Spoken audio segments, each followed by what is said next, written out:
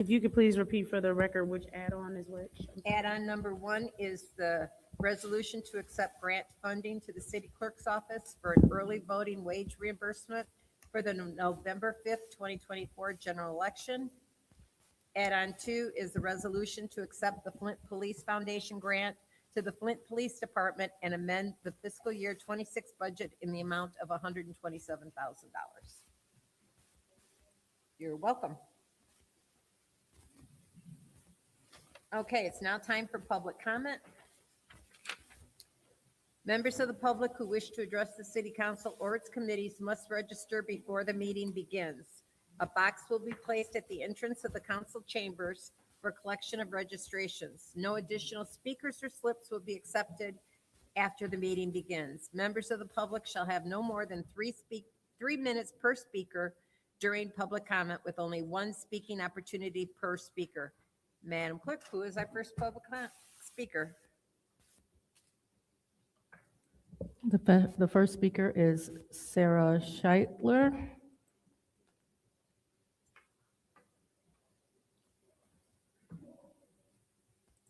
All right, ready?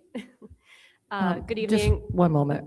Excuse me, Madam Chair. Yes. I just want to point out that we are again having issues with the outside monitors, so the public might not be able to see their time.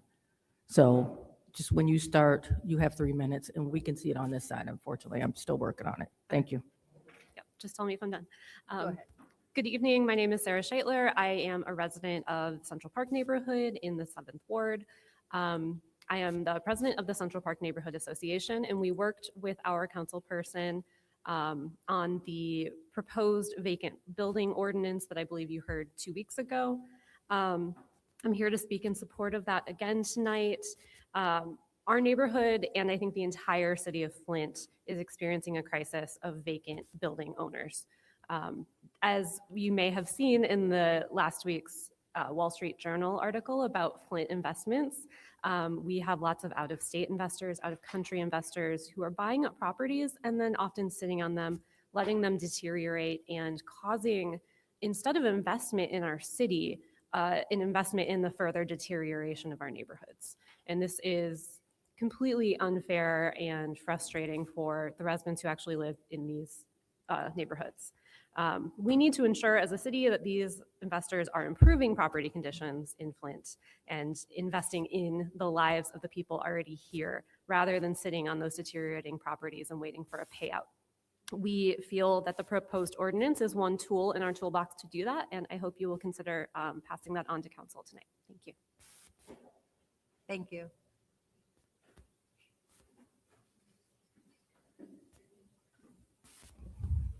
The next speaker is James Thompson.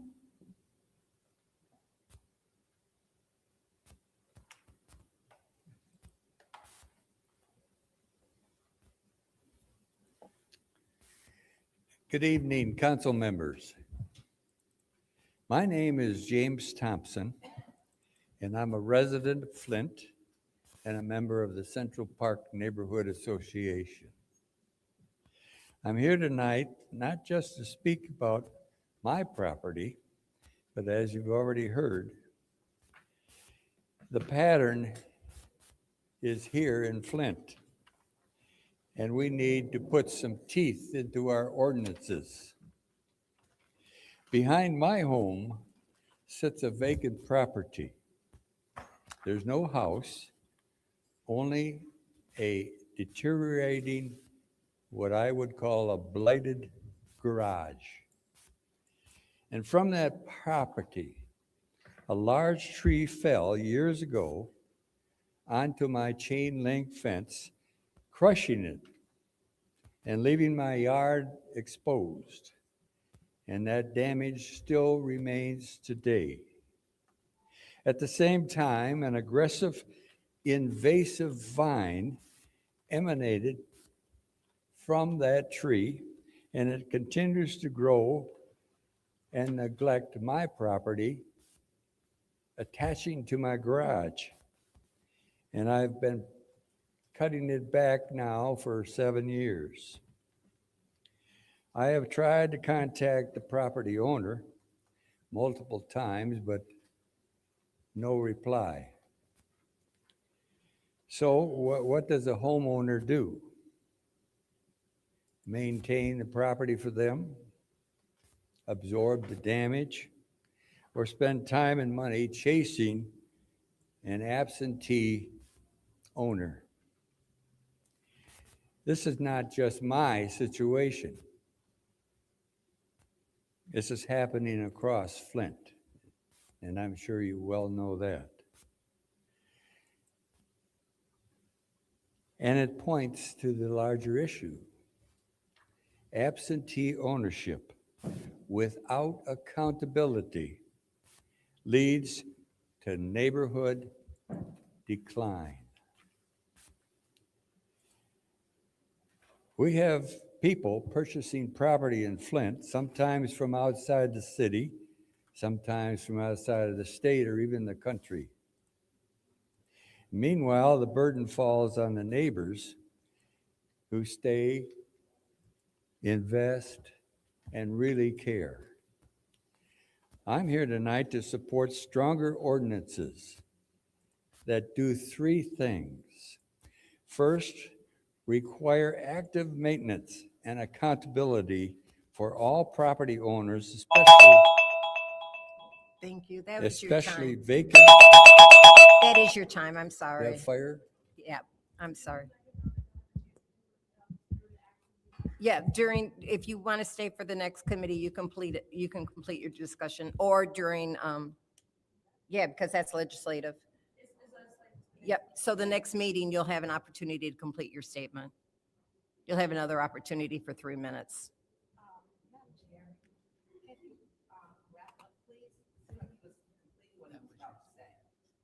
Oh, okay. Okay. I tend not to, but I will go ahead and let you go ahead and finish. Point of I try order. to be consistent with everyone Point and of not order. allow anybody to Point finish. of Go or- ahead. Like, how much time does he have left? 30 seconds. 20 Okay. seconds. then- Okay, go ahead, finish up. Thank you very much. Secondly, create a real enforcement timeline with consequences when the damage or blight affects neighboring properties. And third, ensure that when the property causes harm, like the fallen tree on my fence, that the owner is made to be responsible or pay for the work to be done. And I think with this current city council that we can fix this problem. It's going to help everybody.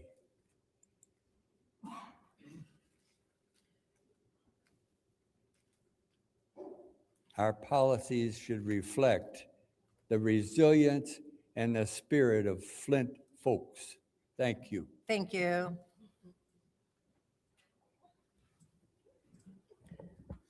The final speaker for this meeting is Jim Richardson.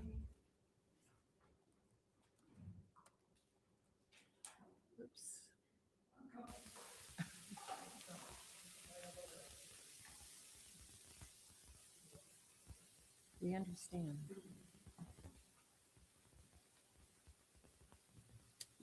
Good evening, Council. I'm Jim Richardson, live at 915 East Court Street, also part of the Central Park Neighborhood Association. Was here last week when we introduced the ordinance for the vacant property piece.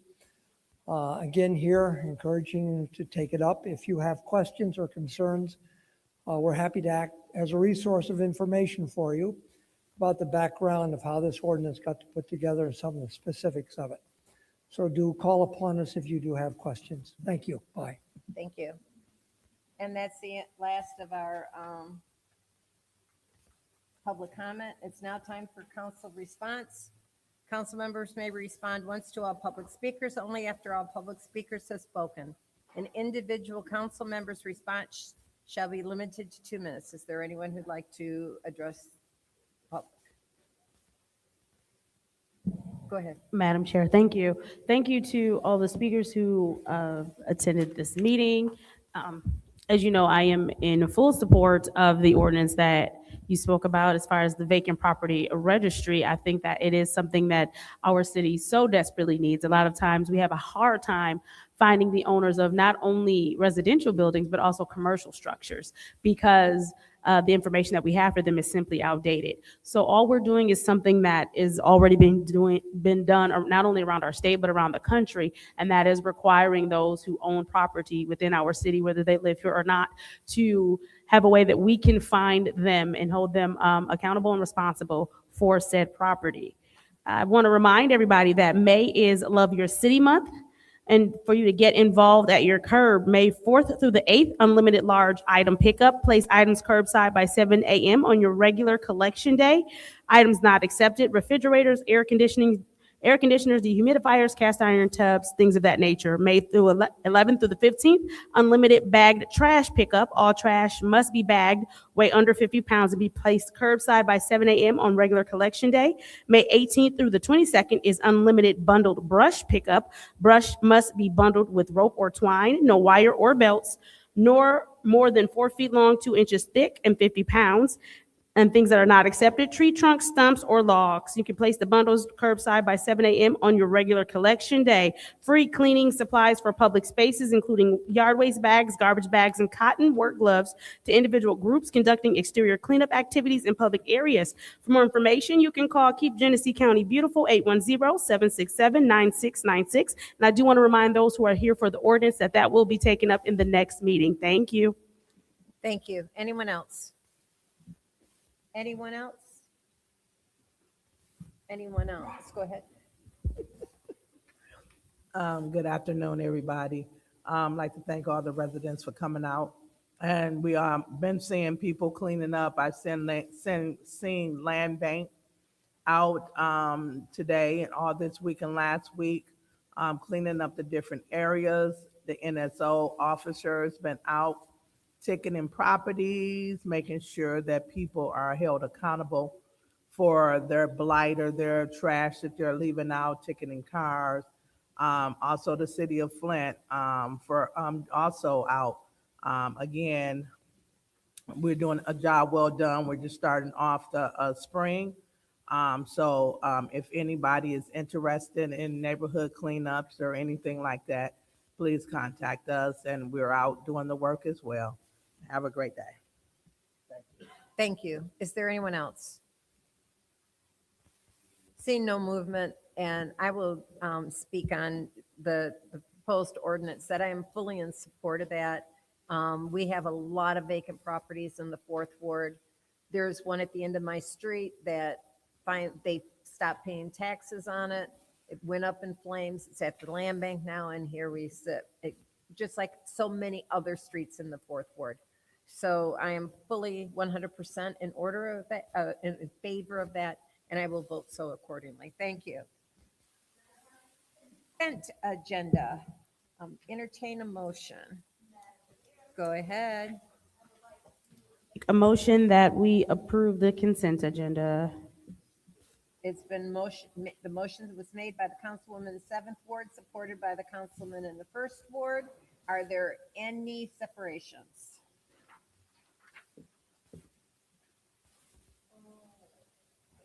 And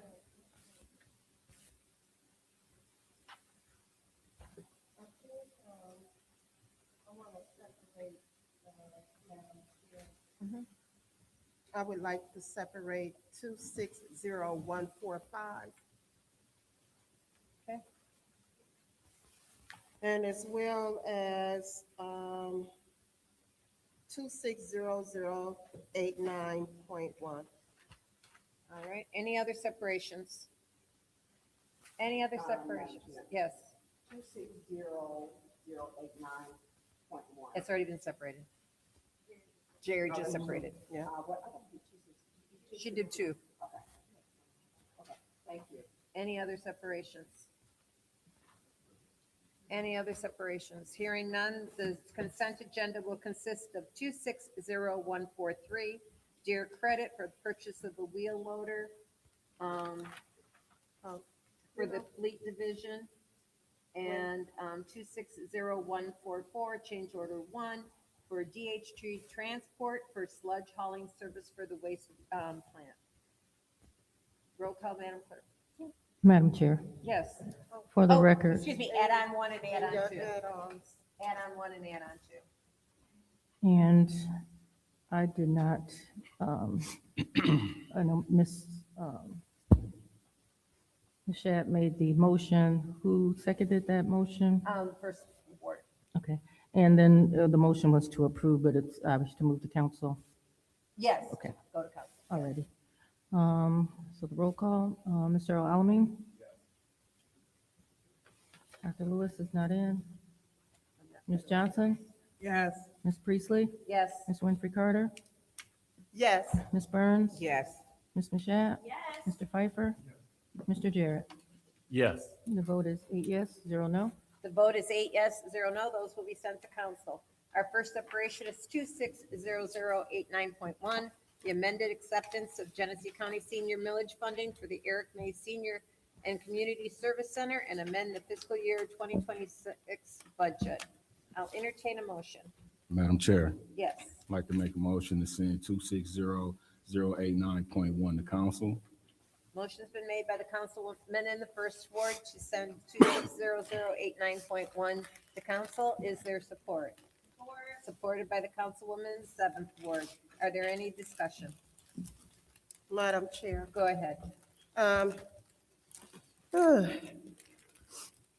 Madam Chair, through you to anyone that can speak on this resolution. I see movement. Do I see Mr. Taylor coming before us?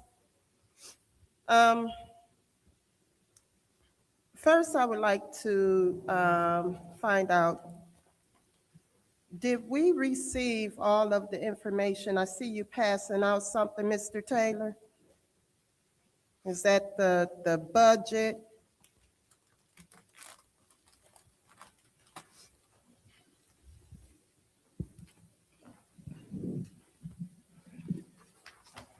If I may talk, Go ahead, Mr. Taylor. what I'm passing out is the total operating budget and FY26 budget and activity, FY27 budget and footnotes. This is basically what Councilman Pfeiffer asked for at last meeting. So pretty much this is everything that you all wanted prior to everything else that we gave. Nothing else to give. Okay. I need to.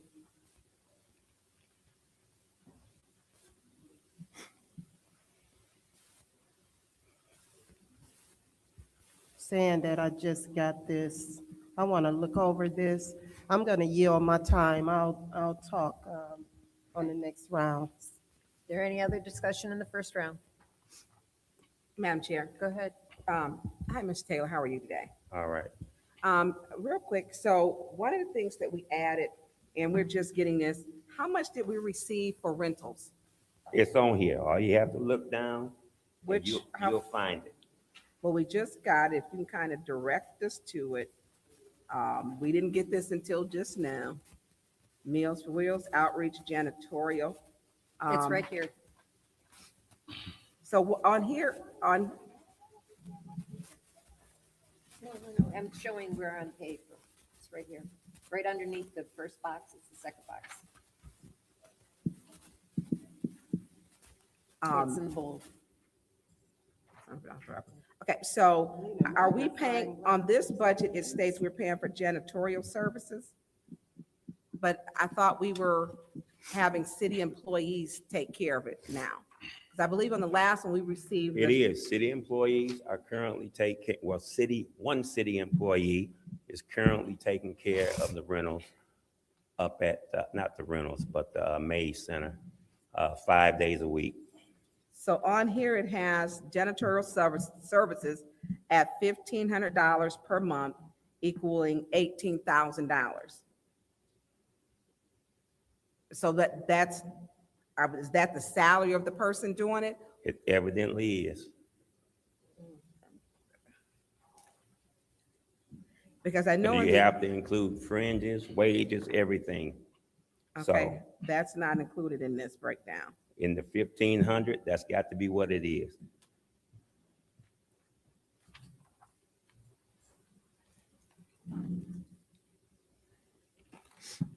So the activity, Judy, you said it's where at, second box? Second box, it's in bold says senior center rental revenues. Oh, the $19,760. Yes. Okay. And do we know how much of this budget, because right down it says a total $281,000. $281,000 is basically your budget. How much of this was ARPA funds, do we know?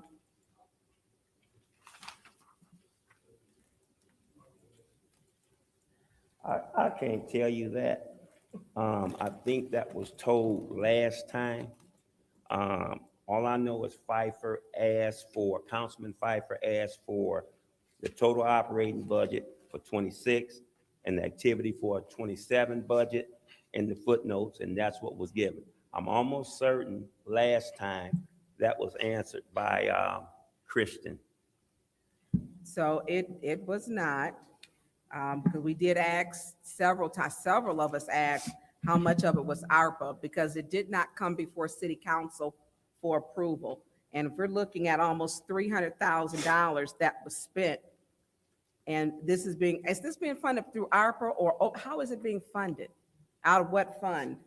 A lot of this comes from Parks and Rec Fund. Some of it comes from General Fund, if I'm not mistaken. So Parks, okay. So Parks, I don't see ARPA on here. It has 101 fund, which is the two general fund, and then it has everything else is 208. How much of that general fund is ARPA tracked? I can't tell you that, but I will tell you this. At the end of the day, the only reason why the city is running this place is because the Hasselbring nonprofit had an opportunity to run it. They agreed on a rate of $500 a month. They signed the contract at $500 a month. When they got up here, they were told by you and others that we shouldn't be charging them anything. So as a result, at that point, we took it over. They tried to get it back. We say, no, they took it over. Where they at now, they're paying way more than $500 a month. Don't have the facilities that we have. Okay, Mr. Okay, well, no, Yeah, I'm gonna talking. reclaim You my can't time. interrupt me right now. Yes, I can. No, you I'm can't. reclaiming my time, Mr. Well, okay, Mr. well, you Taylor. do what you want to do. Well, you don't answer Because I'm gonna questions tell you anyways. this. No, If you I'm don't. gonna tell you this. Warn If you him. want to Excuse me, he's out of order. vote it He's out up of or order. vote it You're down. out of Don't order, take it back Mr. to Ta- finance. You're Just out vote of- it up or you're down. out of order. Well, fine. You're out of Yes, order. You out of both of you. They come in here, they spending money, and we supposed to just accept it. Don't even know where it's at. That's crazy. Don't have no answers. ARPA is not for just to be spent frivolously. Madam Chair, Yes.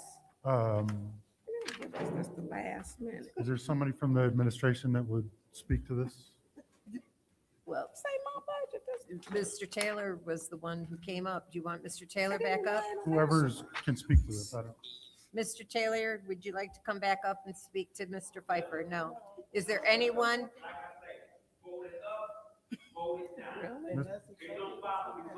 Mr. Taylor, will you come and answer my question, sir?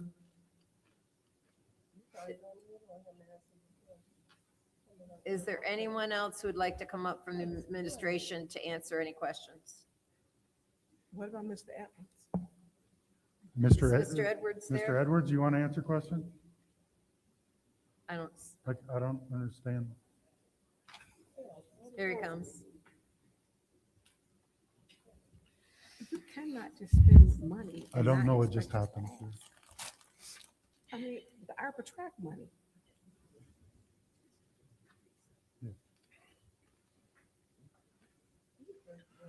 Mr. Edwards, are you familiar with this budget?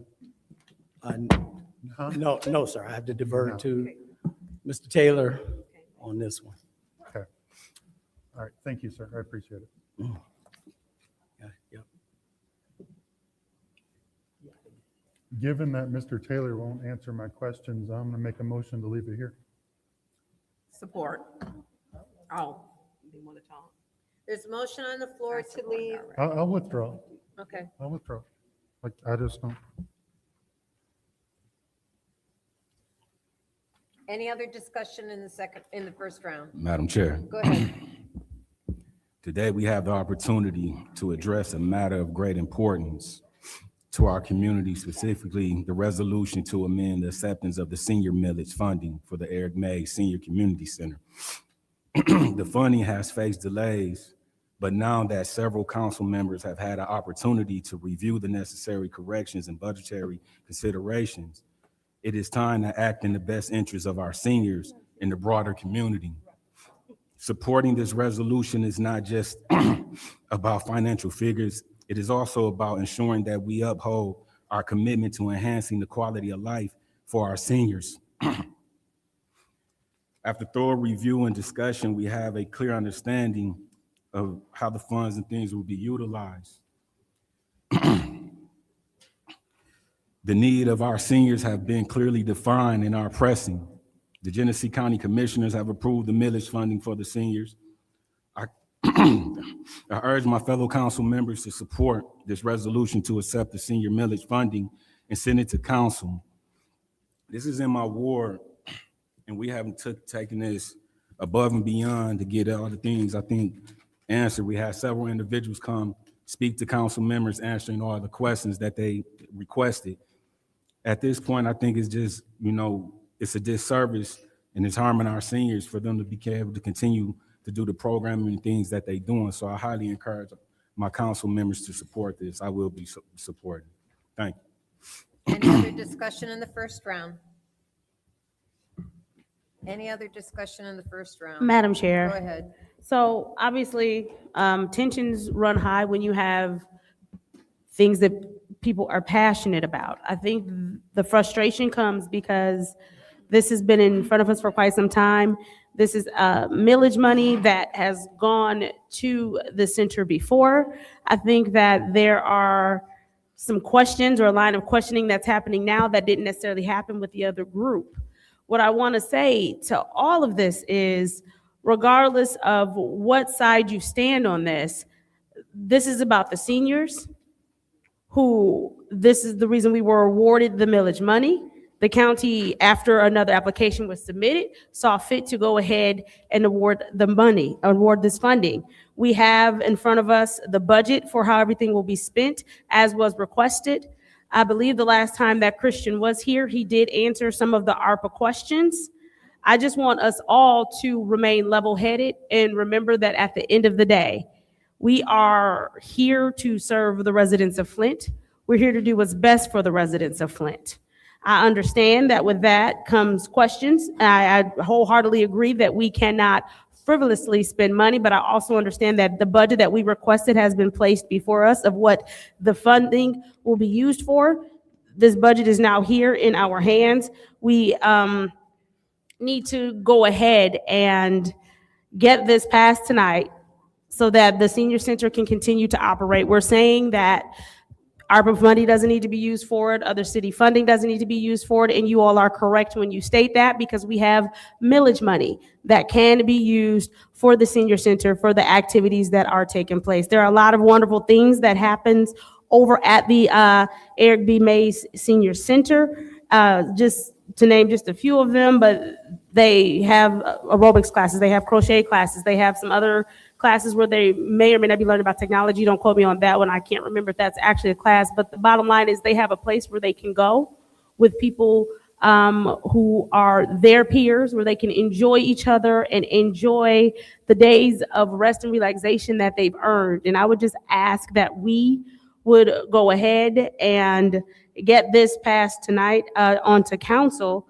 as a whole so that they can continue the senior activities. Again, this is millage money that we're just simply being asked to accept for a senior center that is serving Request for a population in our city. Madam Chair, can you pause my time? Yes. Madam Chair, can you pause my time? Go. Time's still going. Yes, pause time. Should have been paused at 23.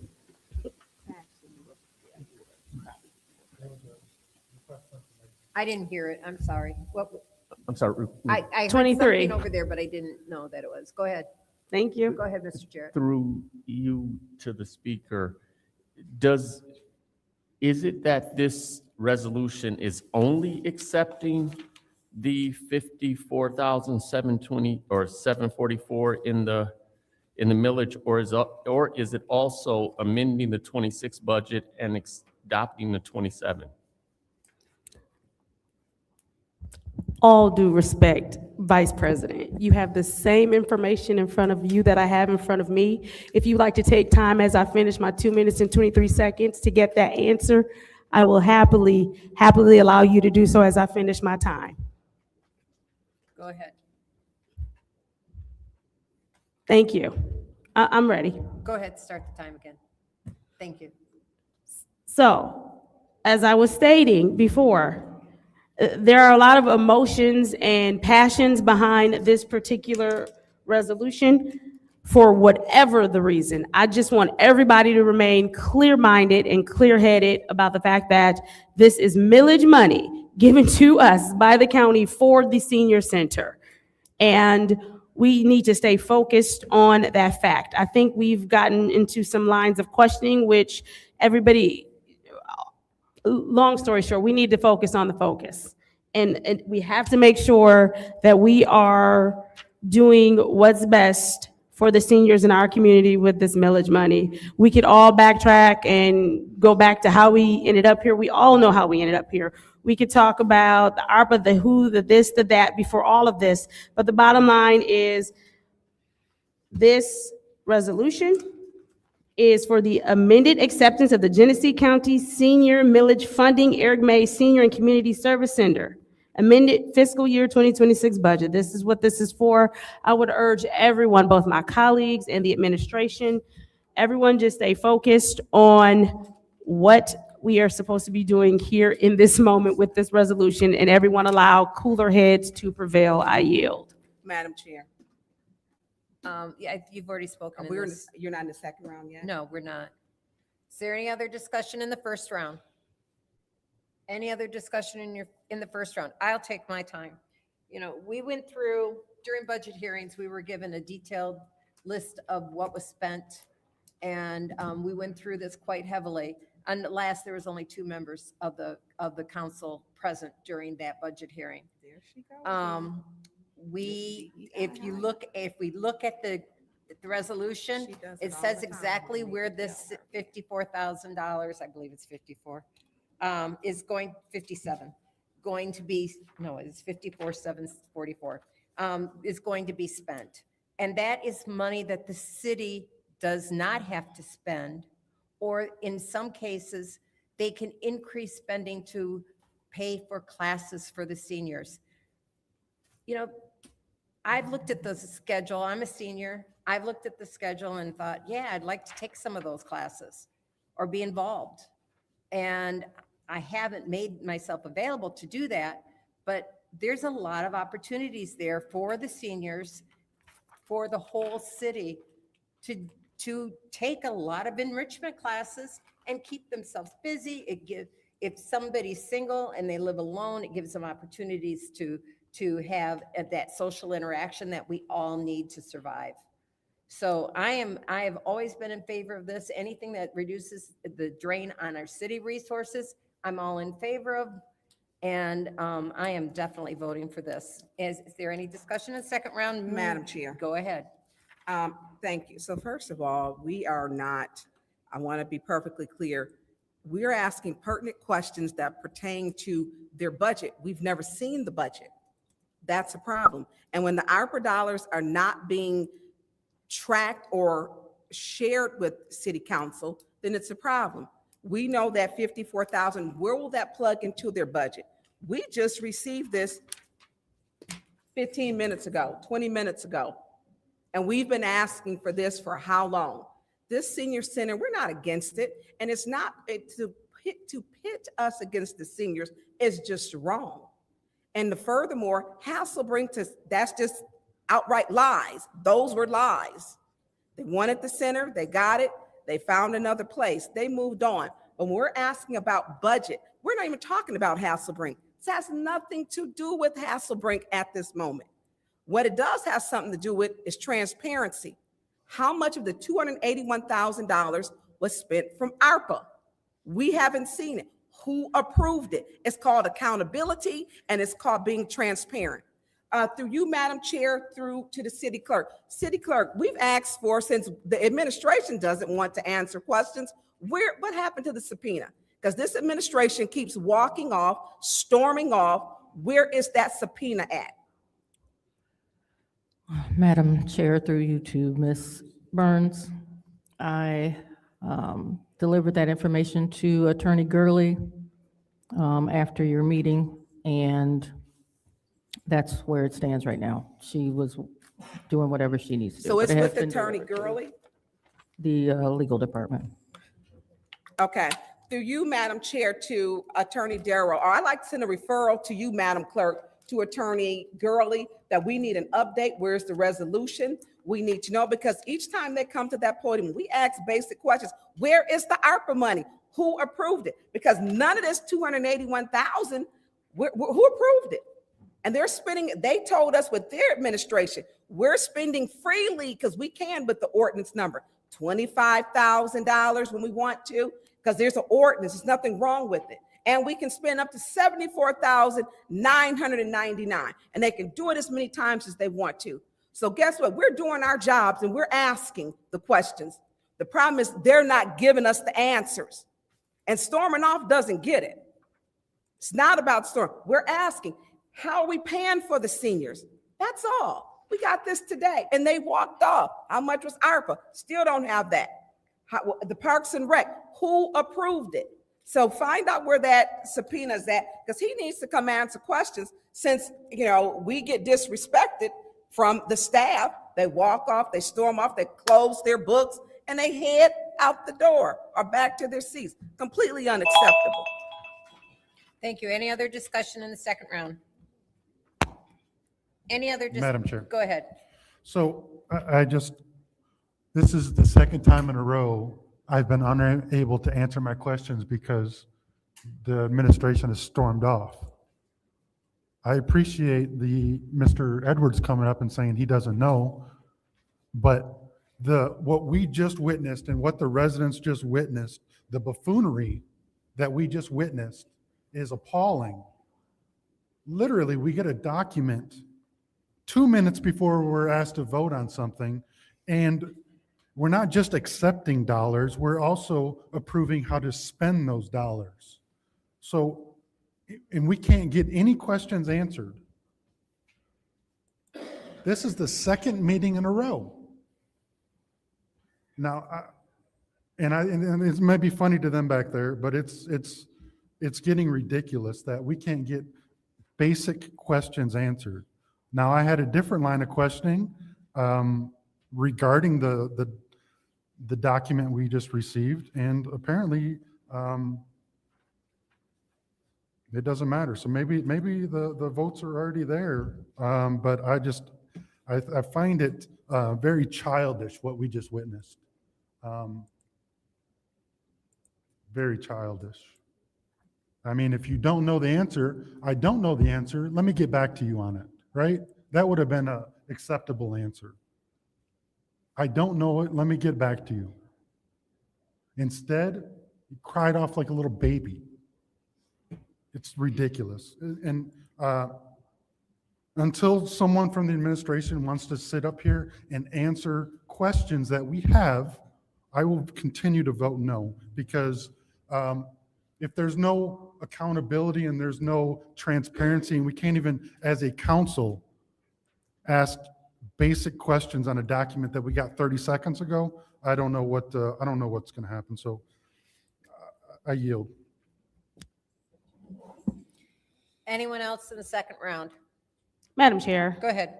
So this is why I asked that cooler heads would prevail, because I think what happens when people get upset is you begin to misspeak and you begin to inadvertently insult your colleagues. If I just sat here and asked for everyone to calm down and everyone to be on the same page, and for us all to move this together as a council, to insinuate that there's some sort of covert thing happening where votes are already in place is insulting. I am trying to work with everyone, my colleagues and the administration, to get this passed, to get an understanding of the spending and what's going to happen, as well as making sure that this gets done for our seniors.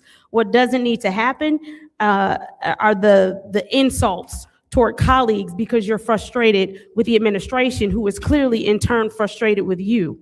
I think that we all need to show the residents, regardless of our levels of frustration, that we can sit here and that we can figure this out.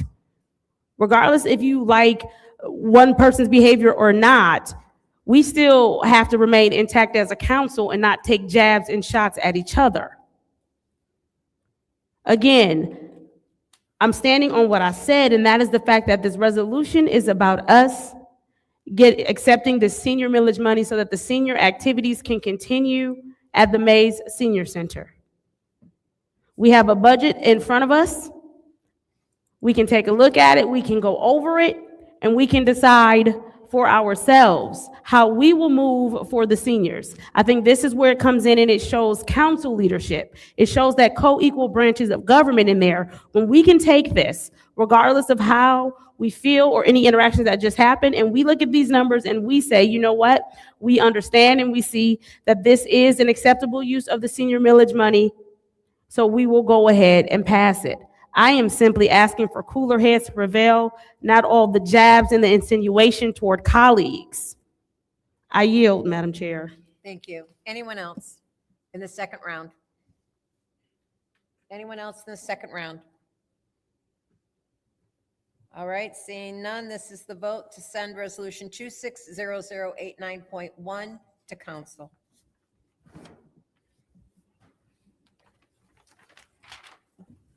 Dr. Lewis? Yes. Ms. Johnson? Yes. Ms. Priestley? Yes. Ms. Winfrey Carter? No. Ms. Burns? No. Ms. Mashat? Yes. Mr. Pfeiffer? Nope. Mr. Jarrett? No. Mr. Alamin? Yes. Vote is 5 yes, 4 no. The vote is 5 yes, 4 no. That will be sent to council. Our next resolution is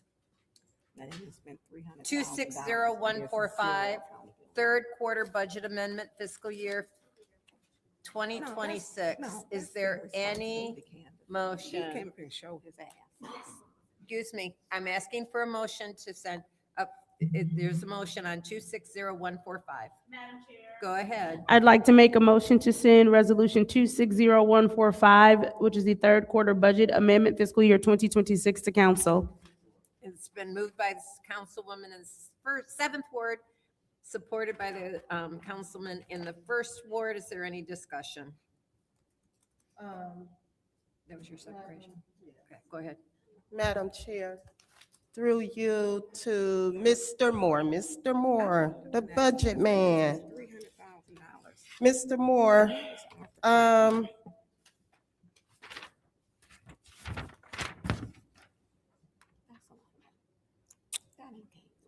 so we are amending this budget, but it's several things under this, right? There are basically three parts of it. Okay, can you explain? The first part is we received a pension grant from the state of Michigan for $27 million. The money went, the state sent the money directly to MERS, never passed through our banks, but directly to MERS. We need to recognize both the revenue and the expense for that, which is nets out to zero in terms of what happens on our books. The second part is a transfer of $3 million to the self-insurance fund. We periodically need to replenish that fund for lawsuits and settlements. And we just had a large case and to announce time to replenish it. That will come out of the general fund. The general fund can handle that. And the last piece is there's, I believe it's 25,000 for equipment for the city clerk's office. For the what? The city clerk, The city parks? the Or city the clerk. clerk, the city clerk? Oh, yeah, okay. Yeah, I saw that part, the city clerk. And that's for the, I believe that's what you voted on last time for. right. Okay. So,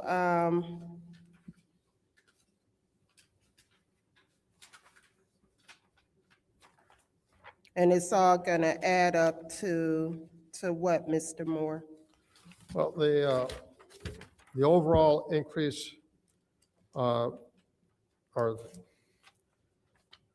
overall increase in spending is $30,025,000. 27 million of that is the grant, 3 million is to transfer from one fund to another fund, and 25,000 is for the sign interpreter. Okay. And that's gonna be it, so. I forgot, I had another question.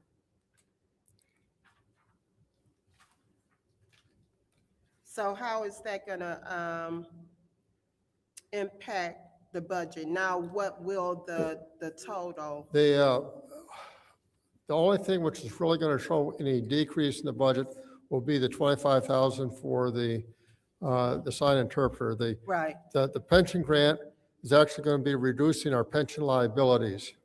So long-term, that's a big, big savings for the city. okay, And the $3 million is just moving the money from one fund to another fund.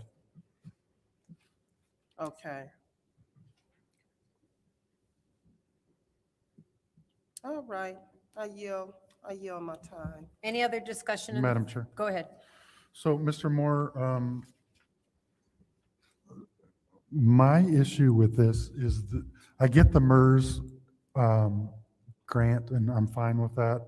I'm fine with the 25,000, even though I don't support the process for the sign language. My issue is with the suits and settlement. That is one account that we have zero transparency on, even with the council. And we are spending millions of dollars without council approval in that account. Point of information. Go ahead. What's your point? I do want to tell you that I agree with that, and Councilwoman Priestley has requested that. She requested at the budget hearing Monday. Okay. We have been asking for that for years. And we still have zero accounting documents that have ever been shared out of that account. Why is that, sir? It's always, oh, I don't know, I'll look into it, or I'll do this and I'll do that. But no documents are ever shared out of that account. I guess I can't answer that. That's, I prepare financial statements for it. I can provide you some. So I mean, I would like a financial statement and the check register out of that account. Point of order, a request for information. What's your request? Does the speaker know we have to make an appointment to go view the check registry in the finance office, and no other municipalities has that but Flint? That's an improper request for information. Why? It's actually a point of information. Well, does he know? It doesn't matter if it's a question or not. How is that more improper than the seventh words? I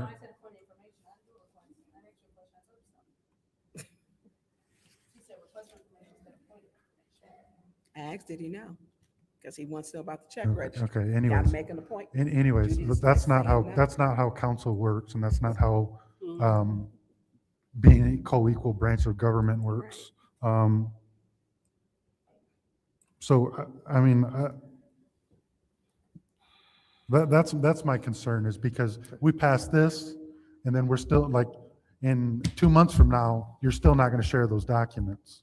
So that's, like, our only recourse is to hold these things up to get documents that we request. I mean, and Mr. Moore, and I'm not trying to be belligerent towards you, but we've been asking for a long time. Every time we have a suit or a settlement, we ask, how much is left in the account? And then how much did we spend on attorney fees? And every single time, it's, I don't know, I'll look into it, I'll get you the stuff, and yet we get nothing.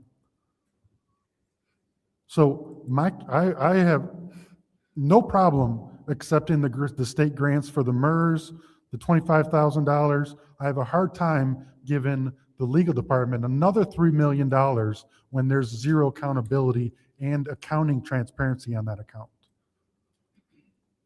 So can we get those documents by Monday? Yes, I'm sorry? yes, I can provide those. by Okay, then. you can share those documents with the clerk, and she will share those with us by Monday. The full accounting of that for the last 12 months, the check register and the balances of that account.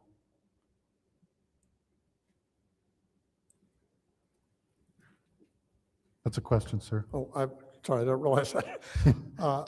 Can we get those documents by Monday? I can easily get you the financial statements by Monday. That's not a, I have those. Those are, Okay, what about the check register? that I don't know. I'll see. See, yeah, all right. I will not be supporting this today, and I'm not supporting it moving forward, because along with the ARPA dollars that all of my colleagues have had questions for, you won't share documents. And if you won't share the documents on the check register on who's getting paid out of this account, I think it's a huge red flag on what the administration is trying to hide. So I will yield. Thank you. Is there any other discussion in the first round? Madam Chair, Go ahead. Mr. Moore, I don't even think it's you saying that we can't have the check registry. I asked last May. We're in May again. It's the city's funds. This city is not transparent. We just paid, how much did we spend for the rodeo? Again. I don't know off the top of my head, but I'm thinking it was like $9,000, but I'd have to double check. I don't know for sure. So when we spend these things, and just like the YWCA come before us to be approved, the 25,000, the check that was just spent, Right? pardon me? I didn't hear. The YWCA just received a check for 25,000. Did that come before us? No, I don't believe so. I know it didn't. And so thank you. And here's the thing, then I have to make an appointment to sit in your office. Since the day of dawn, since City of Flint began, our check registry has been online for public access, public information, so that you can view it. Take the account numbers out with the cyber attack. But the residents have a right to know where the money is going. The request is for me to sit there. So if I sit there, can I film myself doing it? Since I can't have a physical copy anymore, can I bring a camera crew? Can I bring a buddy? I mean, what are the guys? Because it's not in the charter. If you have nothing to hide, give it to us. I've said time and time, every meeting, take out the account numbers. But we have a right to know who you're spending money with without bringing it to council. These big checks are floating around and he's campaigning with them. He's getting them. You get a check, you get a check, you get a check. You want a check too? Everybody's getting a check. And it's not right. We're asking how the money is spent. That's our responsibility. That's what we were elected to do. And when we ask questions, a year to get the check registry, I don't know, do I have to sue the city again? They formed an illegal ARPA committee. I had to take it to court, me and Councilman Mace, and I won. Because when we talk about how they changed the rules, and we have to take, and that was out of my money, and I didn't get monetarily paid, is sometimes you have to do what's right. And we are fighting to see and make sure that things are done right. And they're not. How much of this $281,000 that's spent on the Mays Center? Take care of the seniors, but I'm not going to allow you to lie on Hasselbrink. And yeah, he's still back there talking. Still talking. I mean, it's, to me, when we talk about this, how much money is spent, and we were told, oh no, it's ordinance number 3-0087, we can spend it. And that was probably one of that YWCA check. When you have, and that was emergency management. I want to say that because emergency management did not have to come before council. And what they could do is they sold off everything. I don't know if he's selling off everything or people, you know, people talking about, is it corruption? But if you can spend $25,000 as many times as you want, do you see the $25,000 or approve it? Does it come to you each time? If it's $25,000, I have to approve it, yes. Do you approve it every time? Do you ever say, we need to really start taking this to council for accountability? If it's, I look at, see if it meets our, the ordinance. There's certain things that do have to go to council. I flag those, they have to go to council. Other things, if they're inappropriate. What about the golf courses at $72,000? Did you approve that? We're paying someone to take care of the golf courses, and that you're skirting city council. We're paying someone instead of someone paying the city. It doesn't make sense. 2 golf courses, one with the bar and the banquet hall, Kearsley Lake and Swartz Creek. It's bypassed for the last 3 years coming to city council. I've never seen a bar that stays in business that doesn't make money. Never. How do you have a bar with a liquor license and they haven't made any money? Any money came from the golf course yet with the bar? I'm not aware of it, no. Right, that's what I'm saying. I will be making my appointment to come sit in your office, and I'm gonna do it each day. I don't know who I speak to, but I'll be down there. I guess I'll pack a lunch because this is the way the city or this administration is doing business. Thank you. Any other discussion in the first round? Any other discussion in the first round? I feel like that's progress. I'm glad you're going to go down there, and I hope that you pack enough Excuse me, lunch for. did you- I'm sorry, I excuse- asked for the floor. I'm sorry. I asked for the floor. I didn't hear you. I'm sorry. Okay, go ahead. Thank you. That's progress, Councilwoman Burns. I'm glad you're going to go down there. Glad you're going to pack. It's okay, Councilwoman Winfrey Carter. I'm glad you're going to pack a lunch and everything. I'm glad we have made some sort of headway here. I yield. Not progress for me. Thank you. Any This other is discussion in the insanity. first round? Excuse me, you do not have the floor. Anyone else have any discussion in the first round? Any other discussion in the first round? Any discussion in the second round? Madam Chair. Go ahead. Mr. Moore, in regards to my objection to this resolution about the $3 million going to legal, if they have an ending balance of $19 million, that's just the general fund balance? That's not the balance for that line item, right? That's just the general fund, yes. Well, I don't know which document you have, so I can't. I'm looking at the resolution. Okay.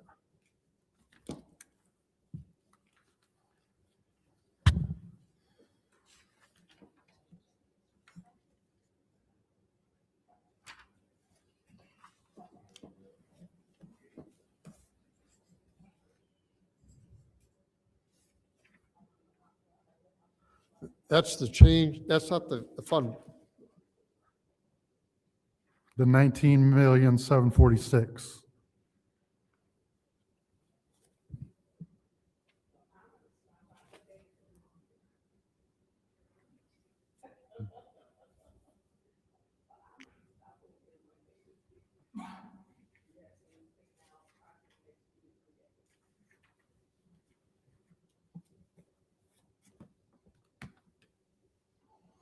You see it, Mr. Moore? I see it.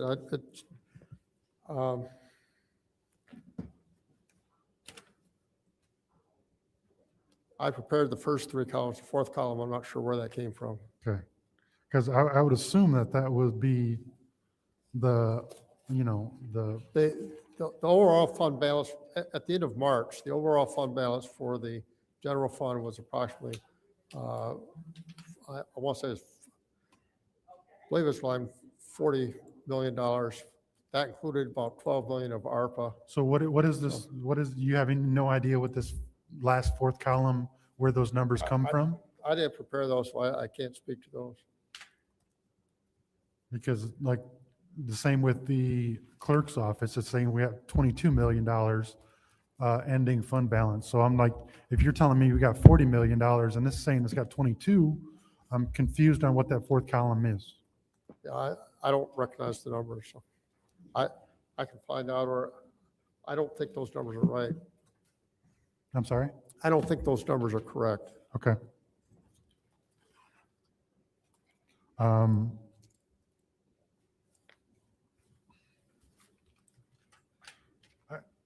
Mr. Moore, I'm disappointed because this has your signature on it that you approved it and you don't know what those numbers are.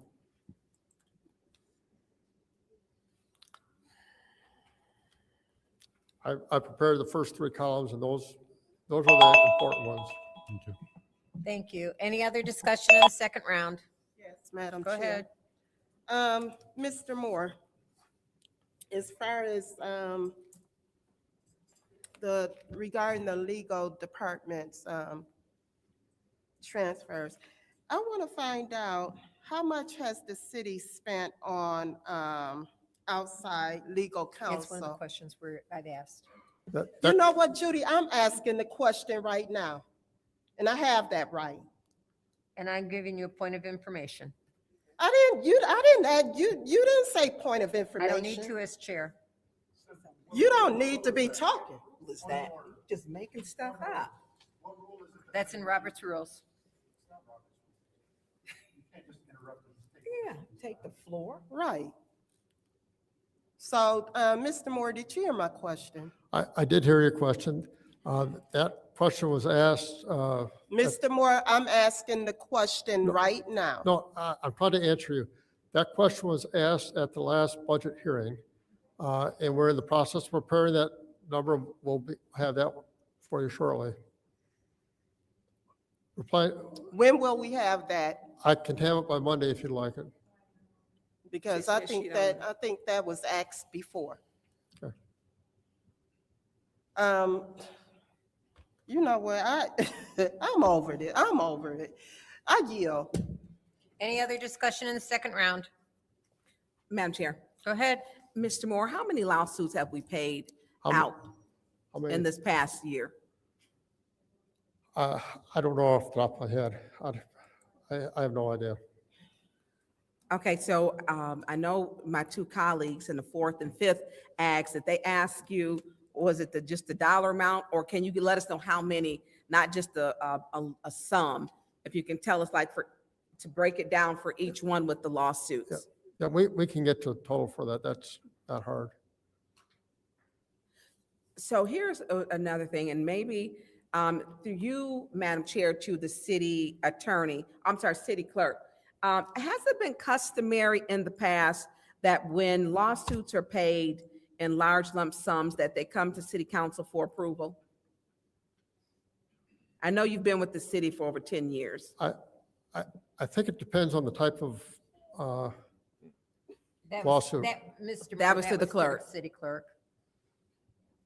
Hold on. Ms. Burns, yes, if it's something that the council agrees on in closed session through settlement, then they always prepare a resolution that you would then approve.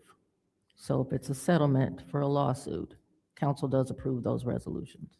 So a lot of these, what about attorney fees that are exorbitant? I mean, those are large amounts. The last check registry I looked at had hundreds of thousands of dollars outside of our legal department for legal fees. And those, we never see them. To that, I can only speak to budgeted line items and whatever cost center or line item that's being taken out of that department. That's where those dollars would come from. And council, once you approve the budget and put those dollars into approve those line items, then it's at the discretion of that department head to then spend those monies. So those dollars don't necessarily come back before council every time. Okay. Mr. Moore, when the city paid the $225,000, when the Michigan Supreme Court stated that Mayor Neely was not entitled to qualified immunity, and the city paid I believe five members paid that was technically his bill and not responsible. It wasn't the responsibility of the city. Did that come out of the suits and settlement? I have no idea. I'd have to look into that. Okay, well, it was $225,000, which was a settlement with the fire chief and the mayor, and it came as he was denied qualified immunity, which means the city wasn't responsible, but the city, five members voted to pay that. Thank you. Any other discussion in the second round? Any other discussion in the second round? Okay, this is the vote to send resolution 260145 to council. Ms. Johnson? Yes. Ms. Priestley? Yes. Ms. Winfrey Carter?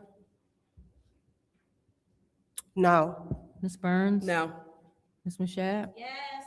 Mr. Pfeiffer? No. Mr. Jarrett? No. Mr. Alamin? Dr. Lewis? Yes. The vote is 5 yes, 4 no. The vote is 5 yes, 4 no. That will be sent to council. That is the end of our resolutions.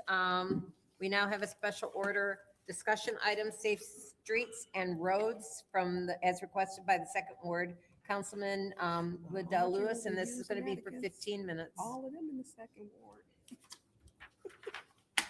I wouldn't give her any ammunition. Go ahead, Dr. Lewis. All right, thank you. All right, so anyone from administration, through you, Madam Chair, anyone from administration can come and speak to the Safe Streets and Roads, the SS4A.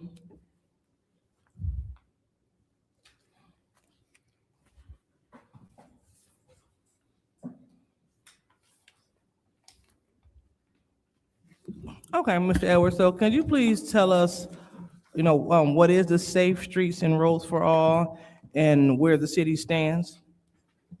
Okay, yes, Madam Councilwoman.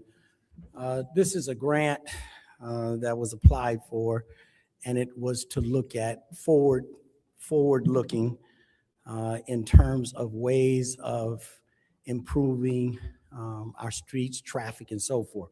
And some of those ways are that we were going to look at, this is actually in the grant itself. You said you were looking for what? I'm sorry? You said you were looking for what in the grant I itself? said this information I'm sharing with you was actually in the grant application. Okay.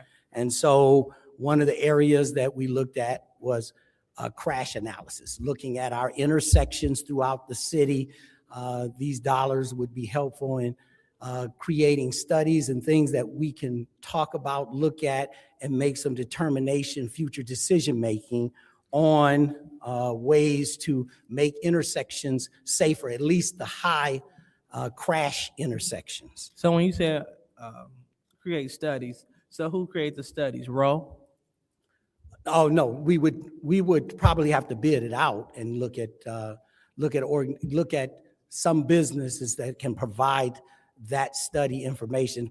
And there are, of course, sources, the National Highway Traffic Safety Organization that puts out various studies about different things related to intersections and crashes. But Okay, we'd have to put it out Okay, and get got an it. organization, yeah. So when exactly were we awarded this grant? Oh, we just applied for it. I don't believe we've actually, I'm sorry. Yeah, that's right. That's right. This was a discussion. we have to prepare a resolution to bring, and I haven't seen the award letter yet, but we're going to prepare a resolution once we get the award letter and bring it before council. But this was a discussion. My understanding is it was just an opportunity to be able to discuss what it was about. Okay, so It is we- forthcoming. It is forthcoming when we have received all of the proper paperwork, yes. Okay, so you don't know if you were awarded the grant or not? No, not at this juncture. No, I don't. Okay, so the grant has yet to be awarded. And when it is awarded, you're going to do crash analysis. You're looking at how to keep the road safer. And from there, you are going to contract out organizations to conduct the studies. That's what you're saying? Yes, we'll have some organization to help provide us with the information that we can use to enhance safety plans, traffic safety situations in the city. That's correct. Okay, so do you know the maximum award for this grant? I know what we applied. The award amount that we're looking for that this particular proposal was built on is $394,300. Okay. 394. All right. And so will this 394,000 go exclusively to creating studies? It'll go exclusively to look at, there were several other things. Well, the money's coming from the Highway Safety Administration to talk about ways to make your local roads safer. So the money has to be applied towards looking at measures, steps, ways, strategies to make your city's roads safer. Okay. All right. Well, thank you so much. That's all I have. So I yield my time. Is there anyone else who'd like to discuss this item? Is there anyone else? Anyone else? All right, we will close out this item and I'll make a motion, entertain a motion to adjourn. It's been moved by the councilwoman in the 7th ward, supported by the councilman in 1st ward. This is the roll call for adjournment. Ms. Priestley, Yes. Ms. Winfrey Carter, Yes. Ms. Burns, Yes. Ms. Mashat. Yes. Mr. Pfeiffer, Mr. Jarrett, Yes. Mr. Alamin, Dr. Lewis, Yes. Ms. Johnson. Yes. The vote is 9 yes, 0 no. The vote is 9 yes, 4 no. We are adjourned at 6:17.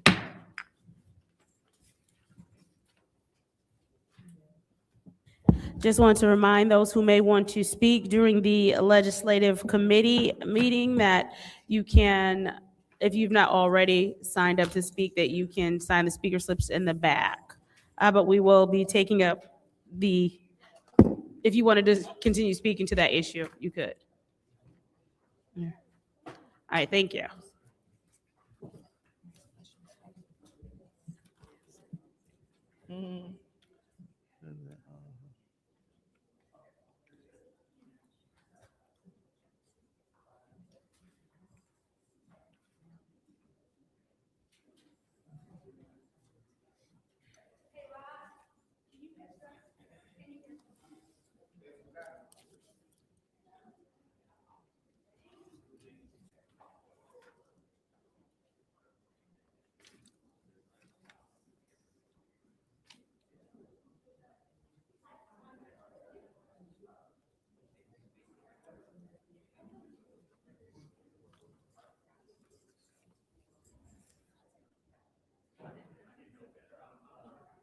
No, I didn't ask her to bring this back. She can.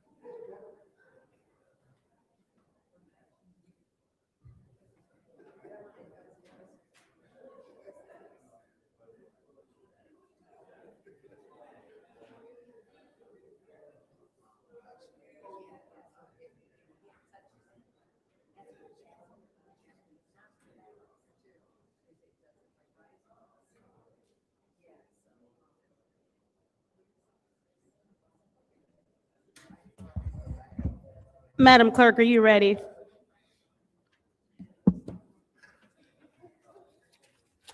I will be chairing this meeting as Councilman Alameen is feeling a bit under the weather and losing his voice.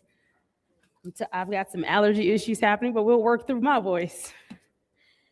The time is now 6:27 p.m. on Wednesday, May 6th. I hereby call this legislative committee meeting to order. Roll call, Madam Clerk.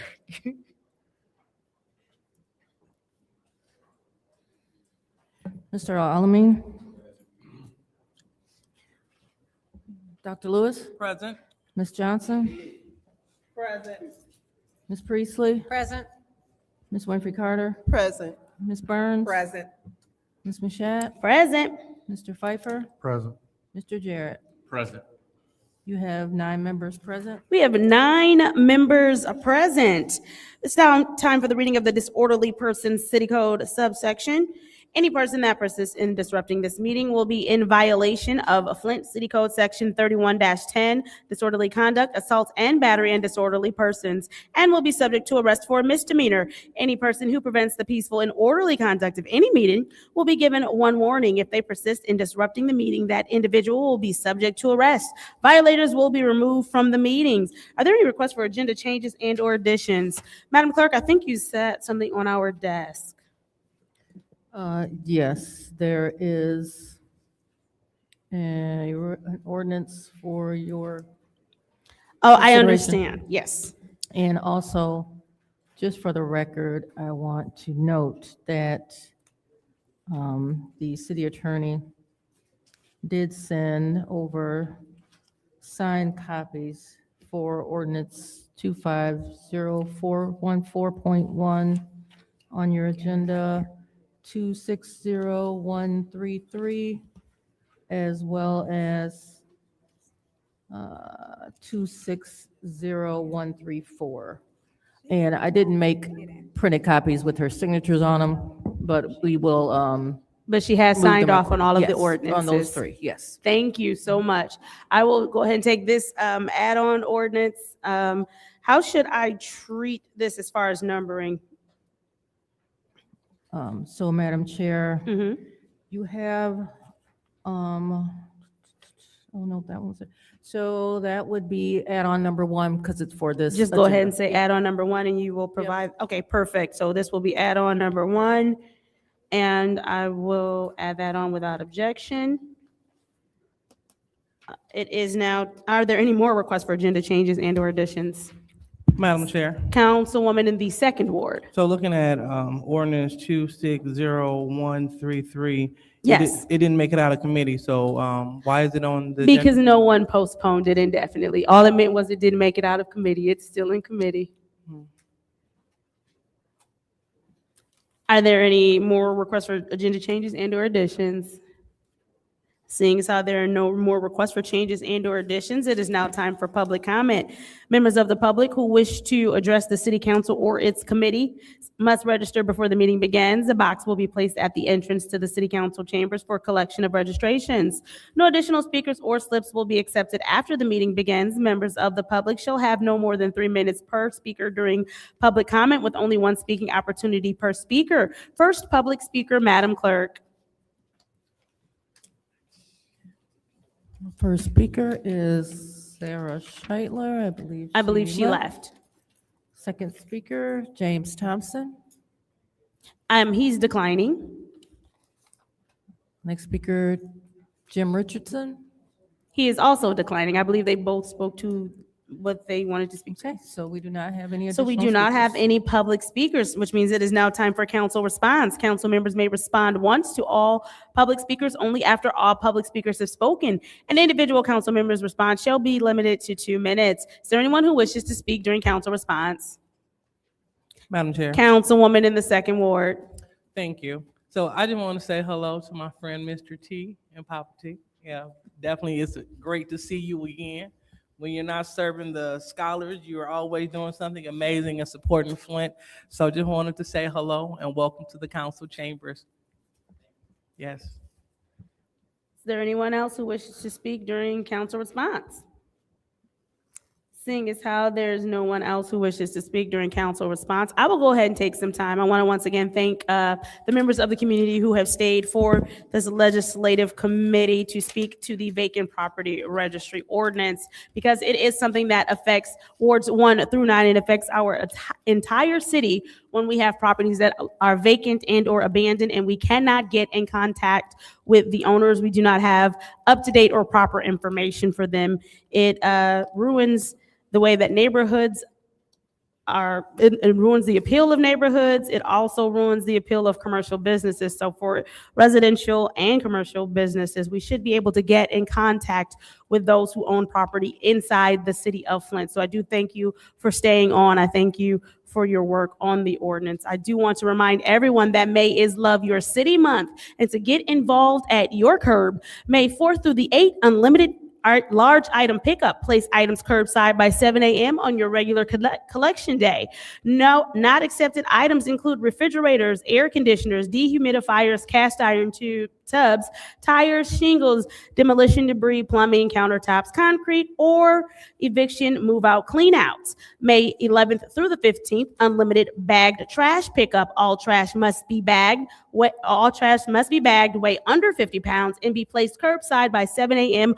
on your regular collection day. May 18th through the 22nd, unlimited bundle brush pickup. Brush must be bundled with rope or twine, no wire or belts, no more than 4 feet long, 2 inches thick, and 50 pounds. What's not accepted? Trees, trunks, stumps, or logs.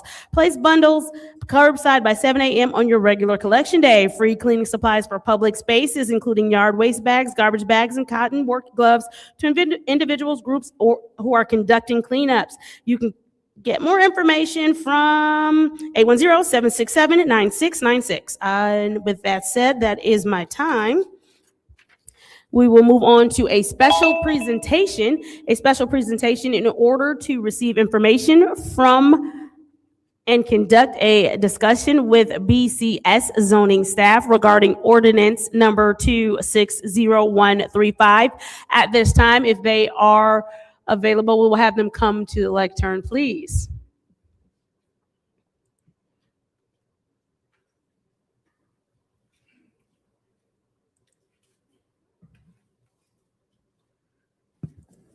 Yeah, good evening, Council. So this isn't necessarily a presentation. However, we have Jason Ball here from Progressive Consulting.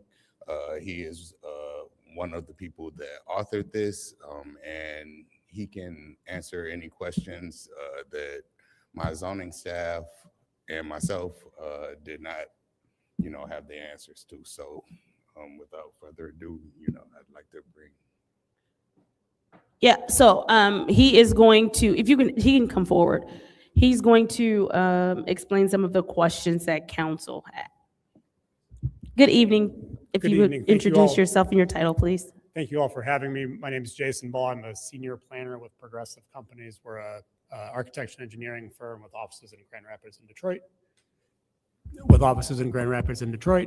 And we were contracted by the city almost 18 months ago to do an analysis of parcels in the city and identify the things that were preventing development.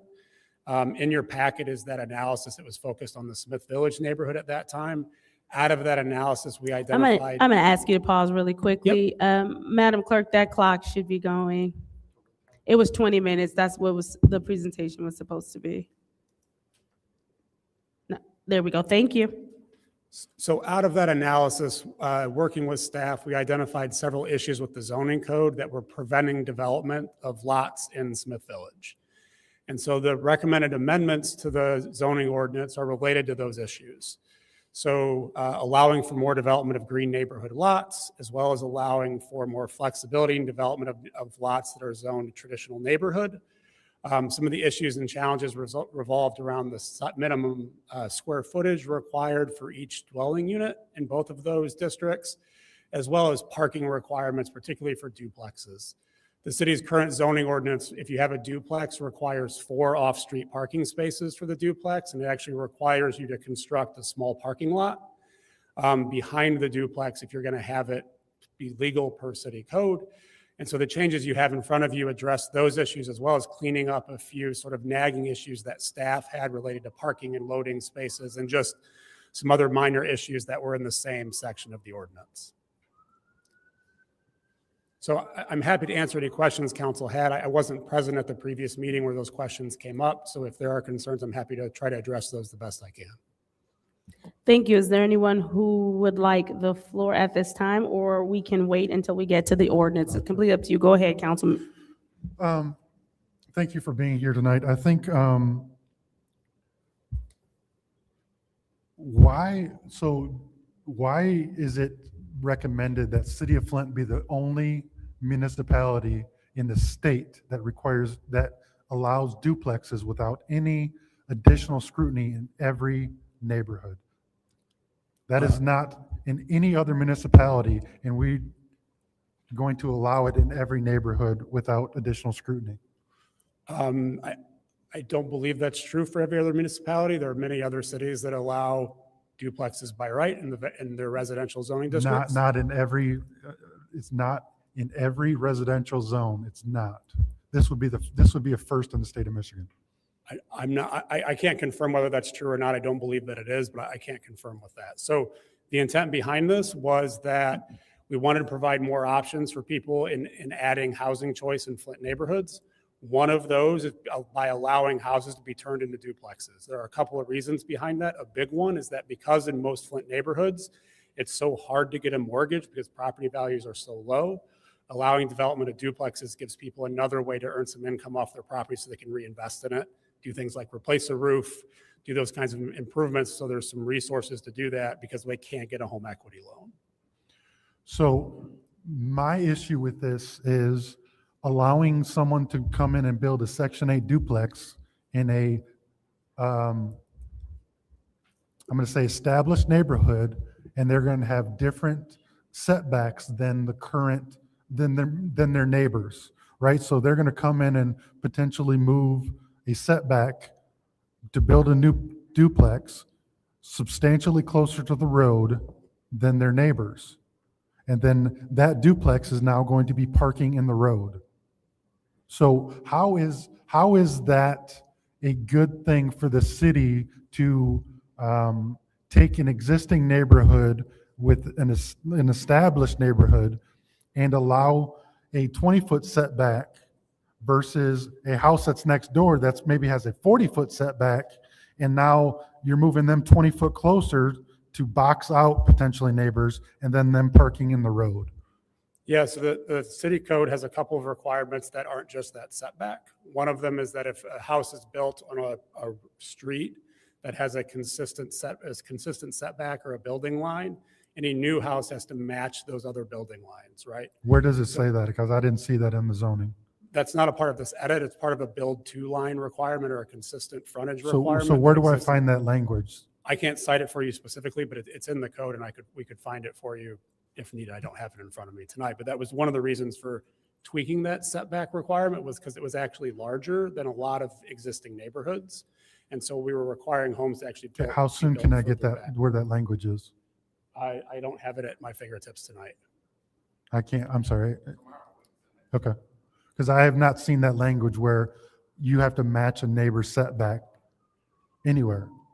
Yeah, I mean, it's the intent there is, and I don't know this section off the top of my head, but the idea is there's a consistent building line, so you aren't doing, as you pointed out, you're not boxing somebody out next to you.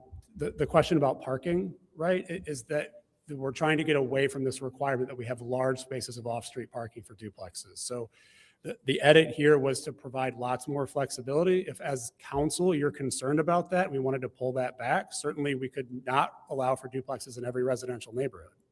That's a choice you all can make, and that's an easy change. What we saw in the analysis was there's lots of things in the code that are really preventing new development. They're making it really hard.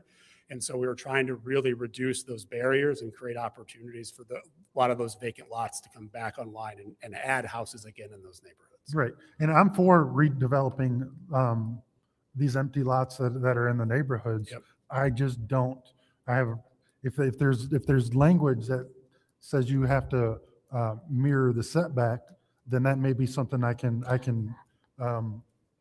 be more open to. Point of information. This might help answer your question. We were sent that information earlier, and it does say that the proposed adjustments to setback rules apply equally to a single-family home or duplex. Then it also has the information where you can click on. It has a hyperlink for it. It's in your email. It came from Emily. That, Okay. But there's what Emily is saying is if you're building a house next or two empty lots, it doesn't say about matching existing.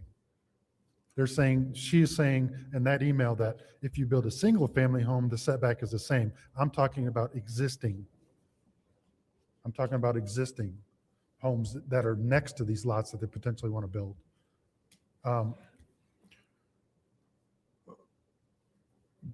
Because we have a big problem with group homes.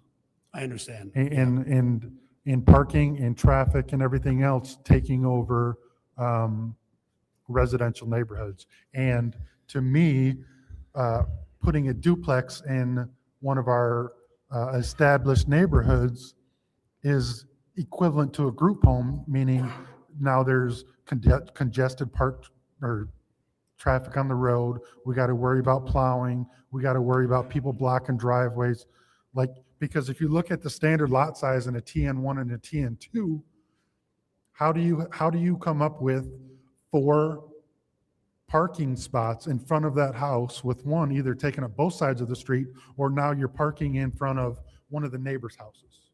Yeah, so the changed requirements allow for the parking space to account for the 60 feet, up to 60 feet of frontage in front of each property, I believe is what the code says, right? So a typical parallel parking space is about 20 feet long. So each house, if you have a 60-foot wide lot, which is not all city lots are that wide, but that's a common lot width in the city, you've got roughly 3 parking spaces in front of your lot. So, but aren't you saying that right now it's 4? So now where's that 4th going to be? It's going to be in front of a neighbor's house? So we're the requirement, the amended standards require just 1 parking space for a duplex instead of 2. So we're allowing that on-street to make up for if there's not a space on the lot to be able to park or have a driveway, we can still develop that. So property. is there any repercussions to if the duplex has 2 cars per unit? Now, are they rightfully able to park and park in front of neighbors now? I mean, anybody can park on a public city street anytime they want, right? We don't regulate, the city doesn't regulate by permit who parks where. So, I mean, if you have family over, you could always use more parking spaces on a street that exists today. So we're not changing that necessarily. We're just not requiring that large portion of off-street parking be located on every lot in order for the lot to be developed. So as a duplex, right? Because we know there's a need for more options for housing in Flint, not just owner occupied. That was the reason behind that. I guess I would just emphasize that if you are concerned about the duplex provisions, there are other pieces of this that are really, really critical, particularly for the green neighborhood That's my changes. biggest concern is the duplexes and the street parking and putting duplexes in established neighborhoods, because to me, that's akin to a group home.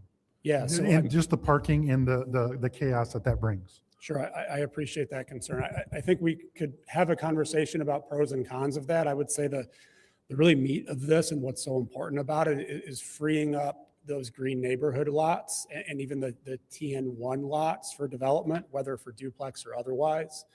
So if those provisions are a concern, I don't think it hurts to set those aside and do some of the others, right? The minimum standard of 30,000 square feet for a dwelling unit. No, in I your 100% neighborhood. agree with all of that. What's that? I agree with all, Yeah. changing all the square footage, all of that. So I Yeah, guess go what I'm ahead. trying to say is like, I hear what you're saying, and I think there's a good conversation to have there. I would hate to hold up those other changes for those, just because the impact citywide on the green neighborhood changes. I is agree, really- and I don't have any other Yeah. issues with that. So- But you also mentioned that the standard city lot is now, or 60 feet, but this changes it to 40 and allows a duplex on a 40-foot lot. So now you're talking a duplex on a 40-foot lot, and all of that brings with the parking situation too. So like, why did, if it's already an established zoning, why are we changing the lot size requirements on, because green zone is, to me, is a new one, and that's really our opportunity to build and expand. Mhm. So why are we changing lot sizes for existing lots in other established neighborhoods? Yeah, so the changes to TN1 for those minimum lot sizes were, again, based on that analysis of Smith Village and looking at some other places where properties were already zoned that way, where because of those minimum lot widths, there were properties that could be split to provide more housing units, but they couldn't be because there wasn't quite enough space. Also, was based on just sort of prevailing width. So 60 feet was the standard that we came up with for space for parking. Flint lots are all over the place, depending on their neighborhood. There's lots of different widths, right? But that 60-foot width was a common one that we developed. 40-foot's not saying that all lots are going to be that way, just new ones that are. No, but I created, look right? at that and I say, okay, now there's an empty lot in the 7th Ward over at Court Sure. Street or wherever else, or off of Miller Road, where the TN1s are. Mhm. Now we're saying, okay, you have a lot, the owner moves out, whatever else, the new owner comes in, and now that house, or maybe it's an empty lot.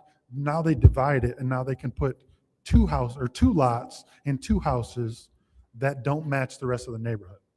I mean, I don't know that I'd say don't match the rest of the neighborhood, but yes to 2 lots and 2 houses. So there are other standards in here. And again, like we can get into those development in existing neighborhoods. I think if it is a really good conversation to have, I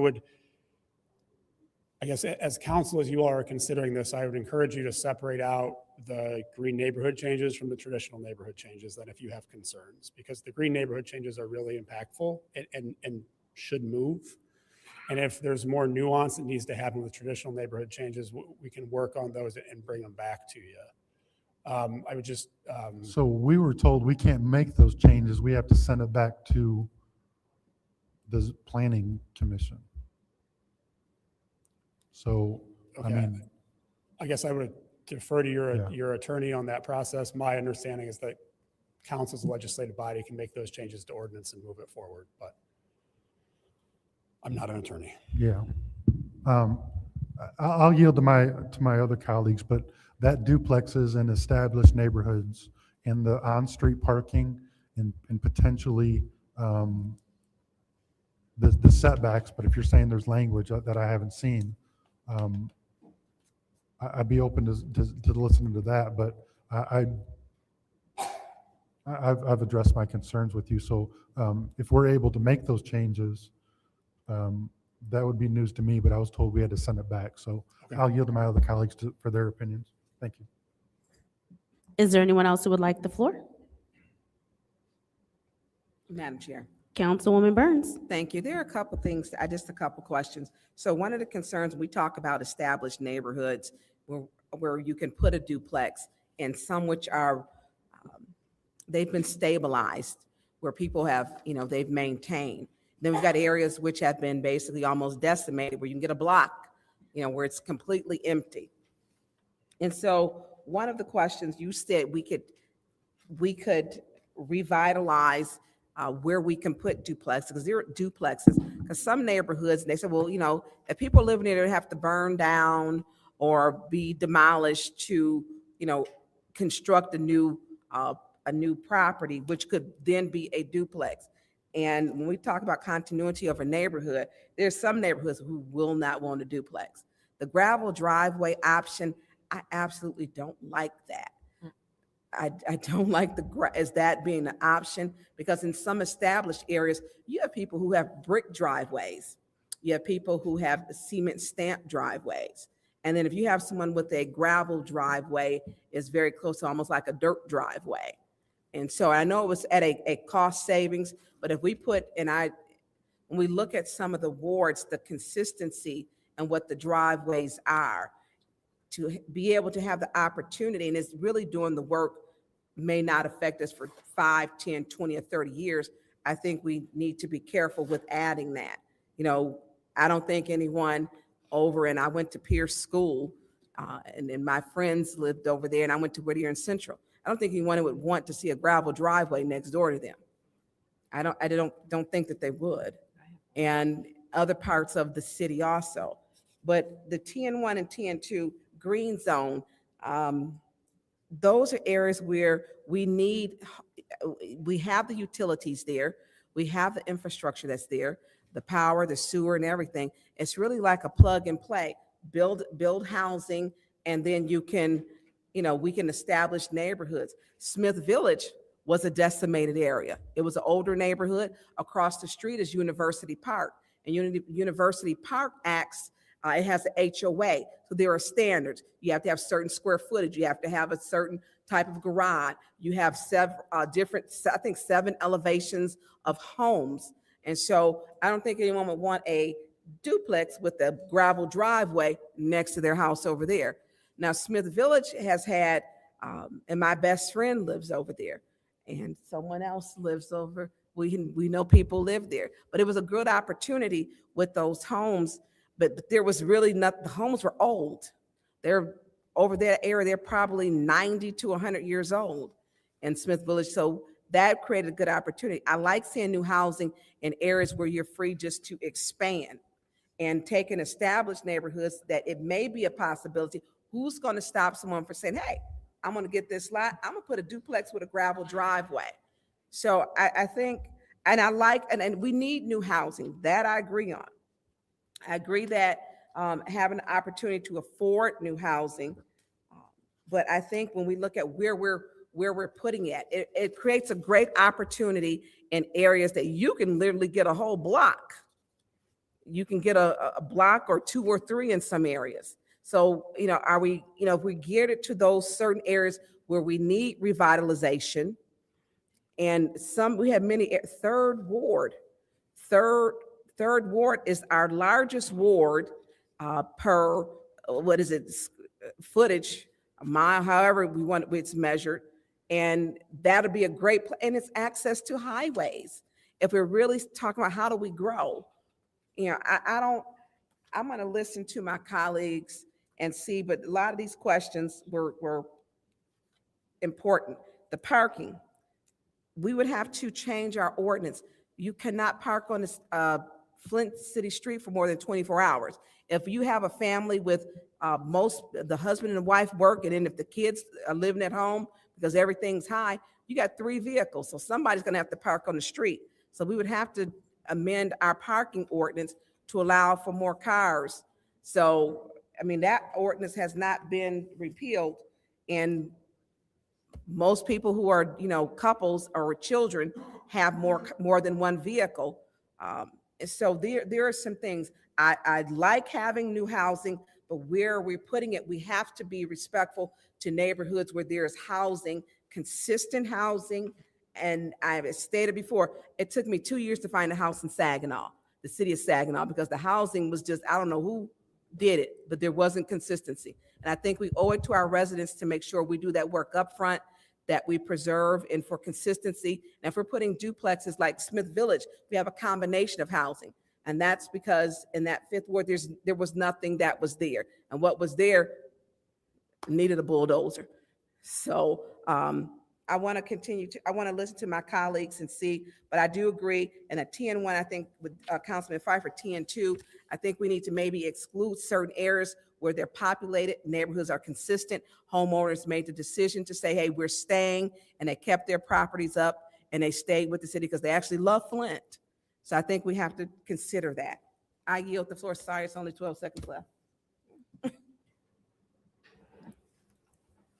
All righty, we'll go ahead and end this presentation. We have a whole ordinance. Somebody else want to speak?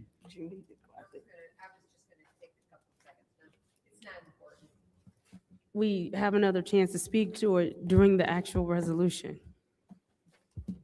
Thank you. Thank you. We're going ahead and close out this special discussion item. Special presentation. We will move on to the consent agenda. What happened? Did she say my name? Oh, we'll move on. We'll move on to the consent agenda. What is the pleasure of the body for the consent agenda? What is the pleasure of the body? I need a motion for the consent agenda. I need a motion for the consent agenda. There's a motion to approve the consent agenda. Is there a second? Thank you. Are there separations? It's been moved and properly supported by the councilman in the 8th ward. I'm sorry. Are there any separations? All right, there is completely separated. Moving on to ordinance 250414.1-T, which is the code amendment ordinance chapter 35, which is personnel, article 5, working conditions. What is the pleasure of the body? Councilman in the first ward. There's a motion to move ordinance 250414.1-T to council. Is there support? I will support it. Is there discussion? Madam Chair. Councilwoman in the 4th ward. Once again, I'm just going to reiterate the fact that I will not vote for this until we have contracts across the board. Thank you. All right, is there anyone else in the first round of Madam Chair. discussion? Councilman Pfeiffer. I think last time, Madam Clerk, through you, Chair to Madam Clerk, we asked a referral from the attorney to review this, to look at union contracts. And if there was a conflict with this in the union contracts, did we receive anything back from the attorney's office? No, well, the only thing that I have is the signed copy. That's what she forwarded today. But that's just approved a form signed, right? Correct. Yeah. Okay.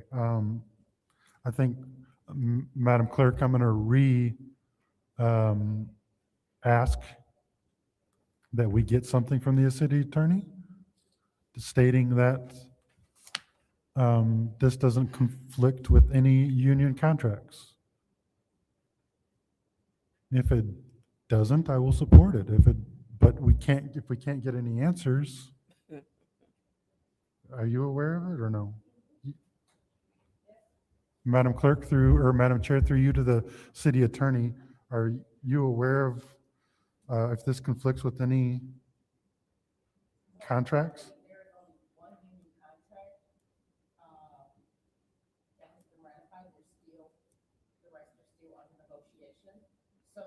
Can you speak into the microphone?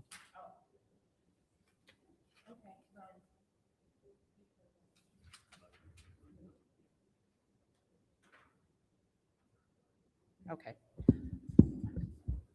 Sorry. Currently, there is only one union with a ratified contract.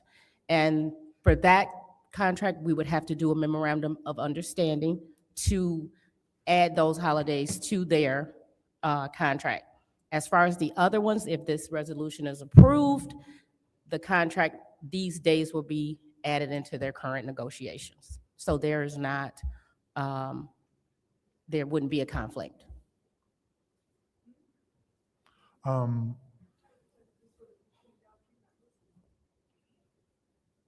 Okay, so even though there's only one that's ratified, they're still working under the existing contract, right? The ones that's not ratified?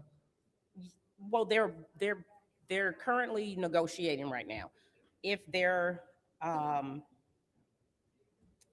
the only Good Friday's passed, it won't affect anybody. Right. So the only thing that we're working up to is the day after Thanksgiving. Sure. So it won't, if need be, then they'll be given the day. No one will be slighted and not given the holiday. So if they're all in negotiations, like basically nobody has a contract, they're working under the old one. So hopefully before the end of the year, before that time, they'll all be done. Is it 1,600 or 1,799 that's currently ratified? Now, I believe, and don't hold me to this, which one is the largest one? 1,600. So it's not the largest one that has ratified. 1,799 is? So,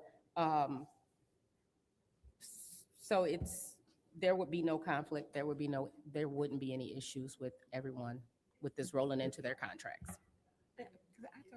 Okay.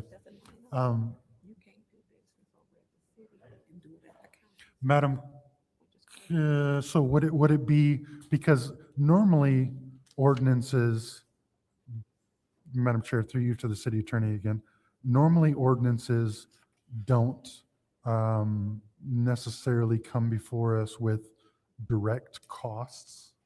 So wouldn't we need to have this with a budget amendment if we are proposing an ordinance that costs money? I know that's something I would have to research, but I don't believe, because people they're going to get paid whether they work or not. So I don't believe it would be a budget issue, but I'd have to check on that because they're not going to get maybe police would get overtime if it's a Well, holiday. the police So work all these days anyways. That's but what I'm so saying. yeah. So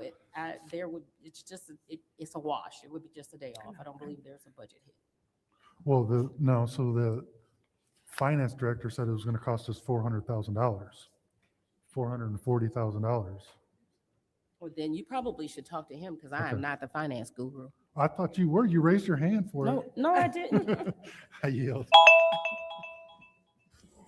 Is there anyone else who would like to have discussion in the first round of discussion? Madam Chair, Councilwoman in the 6th Ward. is Mr. Moore here? No, he's gone. not.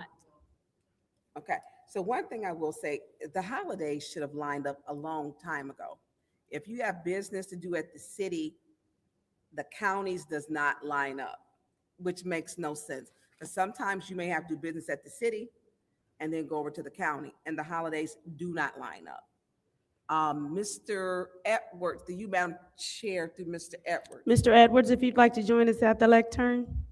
Mr. Edwards, I believe and want to make sure that that figure is right with lining up the holidays in regards to where we'll be on, I think we'll line up with the state too. I know we will with not with the state. Look, they shaking their heads vigorously. Yeah. Well, look, even you, Mr. Edwards, is Yeah, like, well, I was there. Because we all I know work for you the were. I state. know you two were there, and you too. So, who will we be lining up with? I believe with the county, right? I'm not sure of who we line up with, but I would address one thing that was mentioned about cost, because while this negotiation piece is going on, this is about them looking at, meaning the labor agreements, them looking at whether they have so many holidays, they may substitute this holiday to take out something else. So they actually may, the possibility is there that they may not have any additional ones. When you talk about relevant cost, it may be the same number when they finish negotiations. So with this, basically, you're saying that this will be used as a negotiation. Most definitely.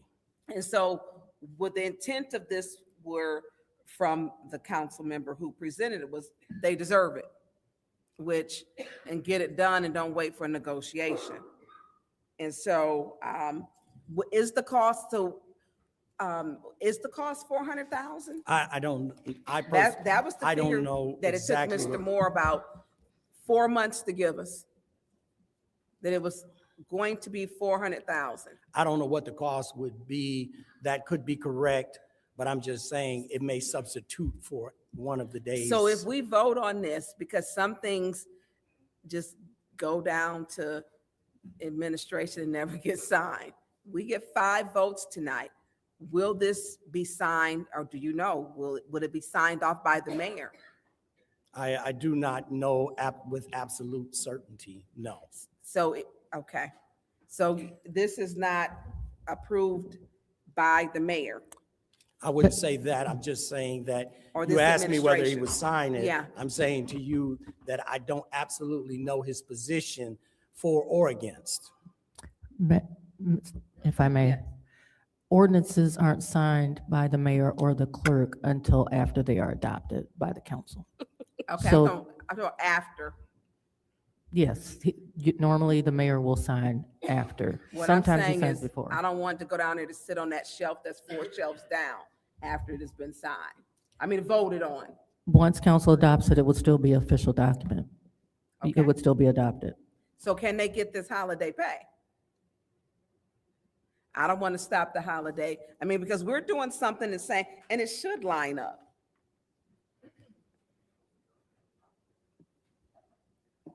So, Mr. Moore isn't here to answer any questions. Through you, Madam Chair, to Attorney Darrow. So you had worked on this. So you stating it is no cost, because I couldn't really hear you in your mic. I don't think your mic was on at first. Oh, no. Oh, now we can hear you. Yeah. Well, I mean, I can't, in my mind, but I'm not the finance guru, so I am going to defer that to the guru. It's just days to me, but I'm just an attorney. So I Okay. can't tell you about the financial impact. If I can tell you, we'd be happy. Okay, so he did give us 400,000, and he was pretty firm with that. I yield the floor. Thank you. Is there anyone else who would like to speak in the first round of discussion? Seeing as how there's no one else, I'd like to take my time.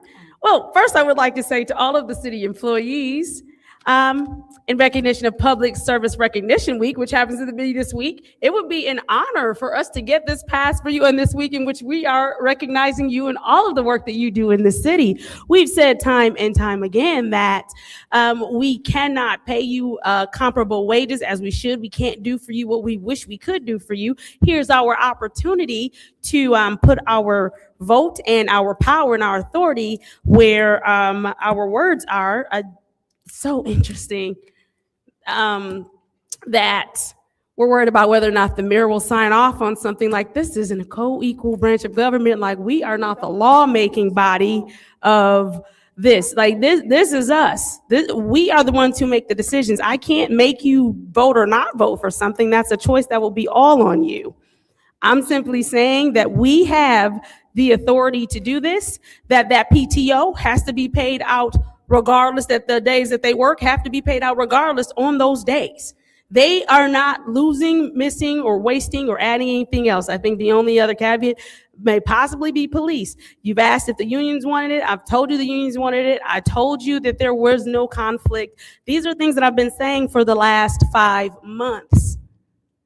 And so I can't help it if I've expressed several times my passion for the fact that this is our opportunity. And Councilwoman Burns, like you have stated time and time again, we are not even on schedule with the other governmental entities. Everyone else, they have given their employees this time. Everyone else's employees are at home. Ours are sitting in City Hall in a closed building where no business is able to be handled by the public, while everyone else, every other governmental entity, has allowed their staff, their employees, their workers to be at home. So in recognition of Public Service Recognition Week, I want to extend my sincere thanks to each and every employee who works for the city of Flint for your service to our community. I want to thank you. I cannot thank you enough. One of the best ways that I can use to thank you right now would be with my vote on today. Is I will be voting to move this along. I think we've had all the questions answered we need answered. I do think it is unfair that a statement was made that I said pass no matter what. That's not true. I've been trying to do this for 5 months. I have been trying to help everyone understand that this was not something thrown together. This is something well thought out. This was something well discussed and a lot of conversation has taken place with all of the people in which you have questions concerning the union, they want these days. They want them. The employees who are non-union, because we have to be clear, while I am 1000% pro-union and I love the union and all the work that they do here at the city, there are a lot of workers who are non-union who also want this. This is our opportunity. And what better week than Public Service Recognition Week to say, hey, employees, we recognize you. We recognize the work that you're doing. We appreciate you. We understand that around this county, these days are given off. Around the state, these days are given off to other employees that work for governmental entities. And so this is our opportunity to say, we think you should have them off as well. Because again, council and mayor can decide that on the Friday before Easter Resurrection Sunday, we are not coming in and we will still be paid. Council can decide the Friday after Thanksgiving, we are not coming in and we will still be paid. And so I would offer the caveat, if we're not comfortable and we're worried about money and possibly costing something, that on those days council doesn't get paid. I yield.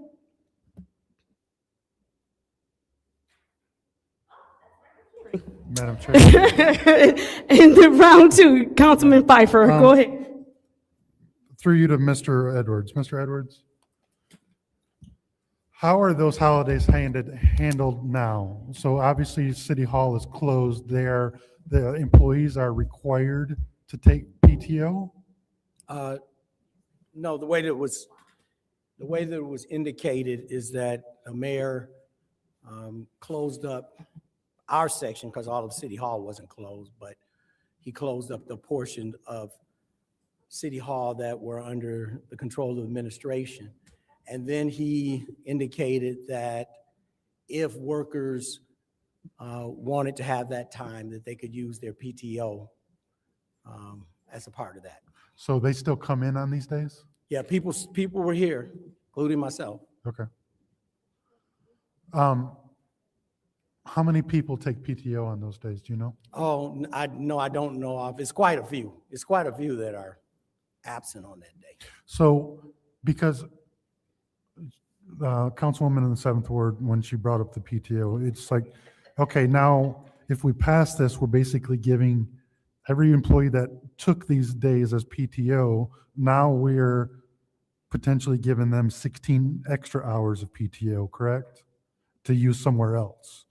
So if they normally would have taken PTO on these days, now we're giving them paid these days. Now the city has to absorb those 16 hours of PTO of lost productivity somewhere else, right? Well, and I think that's where the cost is coming from. The worker ultimately earns that PTO. Sure. So what happens is, no, you're not double paying. They save that PTO that they have already earned because No, now I'm saying the majority of the folks that took the PTO days on these 2 days, right? They expended 16 hours of PTO, correct? For you talking about, I thought we were just talking about the Good Friday holiday. Yeah. Right. The Good Friday and the Thanksgiving. Okay. The folks that take PTO on those 2 days, they're expending 16 hours of PTO to take on those 2 days. Yes, that's correct. That's correct. And I'm saying is, if this passes and that's how the cost is generated, now we have to absorb those 16 hours of lost productivity when they take those PTO days on a different day now, because their PTO bank is still accumulating. So now instead of taking 16 hours of PTO for those 2 days, now the city has lost productivity somewhere else on 16 hours on top of paying these 2 days. You follow me? I follow, but I disagree because Okay. the 2 PTO days that they've already earned, it really doesn't matter where they take them. They've earned it and we have to pay it. Whether you take it on a vacation during the No, summer. I 100% agree with that. Right. I'm saying is now we are basically giving them 16 hours in the bank that they would have normally used on these days to spend somewhere else, right? Ultimately, yeah, that's true. Right. That's true. So now, but it's not costing us anymore, though. That's what I'm getting at. I thought you were 100% talking it is about the because cost. 100% it is because we're paying these days instead of coming out of their PTO. Now we're paying them salary. So that's where the cost is coming from. There's absolutely. Oh, that was the cost that, okay, but That's the that's the cost that was, right. 433,000. That's the Yeah, cost that always That's what I'm was talking about. already presented. So now we have potentially $433,000 of extra expense and lost productivity somewhere else throughout the year on those 2 days. I Because think I understand where you're going with it, but I still would have to say that those are 2 days that are earned by the employee. No, for I taking- don't, yeah, I'm not that's- disputing that. I right. don't know that you're following me. I'm saying they would, if they didn't take PTO, they'd be productive on these days, right? That's correct. So now we're giving them these days, so now we have lost productivity on some other day that now they can take PTO. I may be confusing, but in my head, I'm coming out straight. I'm just saying that that's where the cost is coming from. Now we have 16 hours of PTO that we're front loading and giving them to spend somewhere else. And I think that's where the $433,000 is coming from. So I think we've already recognized, to the best of my understanding in this situation, I think we've already recognized financially what the cost would be for those 2 days. yeah, the 433,000. Right. Yeah. Yes. Thank you. Is there anybody else in the second round of discussion? Madam Chair. Councilwoman in the fourth ward. Mr. Pfeiffer, I totally 100% understood where you're coming from, and I don't know if Mr. Edwards got that point. I totally understand the point. I just didn't Okay, necessarily I just agree wanted with to it. make sure because, that's where the cost is that they still have those 16 hours that they can use another time, and so we still have to pay those out. And that's all that I wanted to just make sure that that was clear, because I totally understood where he was coming from on that. But I would And- ask to you, how is that any different than me taking my 2 days at any time during the year? How would Well, that be? because you're now getting you're getting 2 paid holidays. And we accounted And for then you that with still, the addition. and you still have those, so you've got 16 hours that you're getting as an Right. extra holiday. So you've got these 16 hours that you can use elsewhere. So you're gaining 2 days off, but you still have the same amount of time to use elsewhere. Instead of using that 8 hours for PTO for Good Friday, you're getting that paid. Now I can use that 8 hours for my birthday or my got husband's it. birthday, my anniversary, whatever, to give birth, whatever it takes. So I just wanted to make sure that that was understood. Maybe, Understood. okay, thank you. Is I there yield. anyone else in the second round of discussion? Madam Chair. Councilwoman Burns. So we're looking at 2 days off that Good Friday, and Flint is almost 400 churches. So they're not coming in. I mean, come on. And we're looking at the day after Thanksgiving. People, that's family time. Come on now. And people aren't really here. They're just not. And so I see we're split on this. Those are the 2 holidays that we're actually looking at, that there's no business, and most people are out. Most traveled holiday is the day after Thanksgiving anyway, or during that holiday, and which is technically Shop Till You Drop Friday. So I mean, we need to line up. They're not even open across. We're not even really, do they answer the phones or are they just here? I mean, look, I'm gonna take that as a no. Right. I mean, so, and I'm listening to my colleagues. Personally, I am supporting this. I'm supporting it because family matters. Good Friday should be off. People work more than a 40-hour work week. Thanksgiving, you should be able to, that Friday, be home after you ate turkey, football, met your cousins and your aunties, and you want to be home. You want to be home.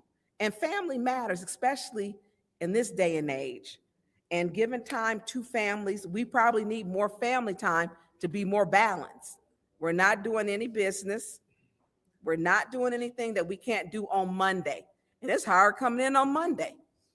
And you got Black Friday. You got Cyber Monday though, but you can do that while you're at work on your lunch break and you can shop. So I'm good. I learned how to do Cyber Monday. So I am supporting this because of family value. Let people be home. And we need to, when we talk about governing, we cannot forget about what keeps us balanced. And I told Candace, Councilwoman in the 7th Ward last week, that I was supporting and throughout it, because it's silly to me. We should have lined up, and I don't know how many more days that the state have off, but no, we ain't getting all that. Let the bargaining agreement work on that, the other holidays. But this one, I am going to support. Let people be home with their families. I yield the floor. Thank you. Is there anyone else in the second round of discussion? Seeing as how there's no one else in the second round of discussion, I will go ahead and take my time. I do want to just take the time to thank my colleagues who are going to stand in support of this. This was introduced, and this wasn't something rushed or not thought through, but this was something after just seeing how hard all of the employees in the city work, all of the work that they do, knowing that we are not currently in a position to offer them the wages we think they should be offered. This is a gesture to say, we see the work that you're doing, we appreciate the work that you're doing, we thank you for showing up for our city, good times, bad times. I mean, we have to think about the fact that we've had employees who stayed through the water crisis and they continue to work here. We've had employees who have had opportunities to go and work at other municipalities with the experience that they've gained here, because we know one of the things that sometimes happen is that when people come to Flint and other municipalities hear that they have the experience working in Flint, they will try and snatch them up because they feel like, hey, Flint is a place where you go and you learn and you pick up those skill levels and you have that grit and that tenacity and you stay. And so that's something that they want to see in their communities. So I want to thank all of the workers here at City Hall for keeping that tenacity and that grit and just the dedication in working here in our community. We are trying our best to build and make this somewhere that, you know, we can one day pay you what you are worth. But just in the meantime, for hanging with us, thank you. And then also, again, like Councilwoman Burns said, being able to just line up with the county and line up with the state and making sure that we are just giving people that time with their family. Councilwoman Burns, I appreciate you saying that, because that is really important, that we give the workers the time to be with their families. At this time, I will go ahead and yield my time, and this is the roll call vote for Ordinance 250414.1-T, which is the Code Amendment Ordinance, Chapter 35, Personnel, Article 5, Working Conditions. Roll call, Madam Clerk. Mr. Alamin? Dr. Lewis? Yes. Ms. Johnson? Yes. Ms. Priestley? Ms. Winfrey Carter? Yes. Ms. I'm not Burns? doing that again. Yes. Ms. Mashat? Yes. Mr. Pfeiffer?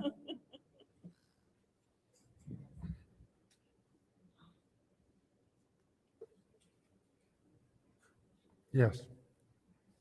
Mr. Jarrett? Yes. The vote is 8 yes, 1 no. The vote is 8 yes, 1 no. This resolution passed, this ordinance passes to council. Thank you, colleagues. Moving on to ordinance 260133, which is Code Amendment Ordinance Chapter 31, General Offenses. What is the Point of pleasure? order. Yes. Is this reintroduced? No, so as I explained to Councilwoman in the second ward, because she asked herself, when I spoke with the clerk, she said that we did not postpone it indefinitely. We let it sit here. And I thought if it failed, it failed, but she said no. Go ahead, Madam Clerk. Generally. Stuff fails all the time and it drops off. So in committees, the motion was to move it to council. It failed to move to council, so it was still in committees. Normally, you will do a second motion or a motion to postpone indefinitely. If it had been in council and it failed one time, then we would consider it as failed. But the motion was to move it to council. It didn't move, therefore it's still in committees. You're suspect on that one. You're suspect on that one. Madam Chair, Councilwoman Priestley. I make a motion to postpone indefinitely 260133. There's a motion to postpone indefinitely 260133. Is there support? I'll support that Moved motion. and supported by the councilwoman in the 5th Ward. Roll call, Madam Clerk. Dr. Lewis? No. Ms. Johnson? Yes. Ms. Priestley? Yes. Ms. Winfrey Carter? Yes. Ms. Burns? Yes. Ms. Mashat? Yes. Mr. Pfeiffer? Yes. Mr. Jarrett? Yes. Mr. Alamin? The vote is 7 yes, 2 no. The vote is 7 yes, 2 no. That item has been postponed indefinitely. Moving on to Resolution 260134, Code Amendment Ordinance Chapter 11, Building Code. What is the pleasure of the body? Madam Chair, Councilwoman in the 4th Ward. motion to send to council. There's a motion to send to council. Is there support? I believe it was supported by the councilman in the 1st Ward. Thank you. Is there discussion in the first round? Madam Chair. Councilman in the 8th Ward. I appreciate everyone coming to speak on this. My issue with this is this fines taxpayers, even though they may have not keep up with their property, but they're still paying taxes on it, but it brings zero accountability to our biggest landowner in the county, and that's a land bank. They don't keep up with their properties. So how can we fine one person on a block that isn't holding up their end of the deal, but there's 15 land bank properties that aren't holding up their end of the deal? So that's my issue with this. And I just think that, and obviously if they're still a landowner, they're paying their taxes. And how can we, as a community, saying, we're going to punish you for paying your taxes, but allow the land bank to have 25 dilapidated buildings right next to that one? That's my issue. And I don't know that we have the legislative authority to fix that, but I don't know that I can vote to punish someone for, and they're not abandoning their property because if they're still paying their taxes, but if they're not paying their taxes, then it goes to the land bank. So now we're going to find someone who's paying their taxes to potentially not pay their taxes to go to the land bank. Like, it's a catch-22.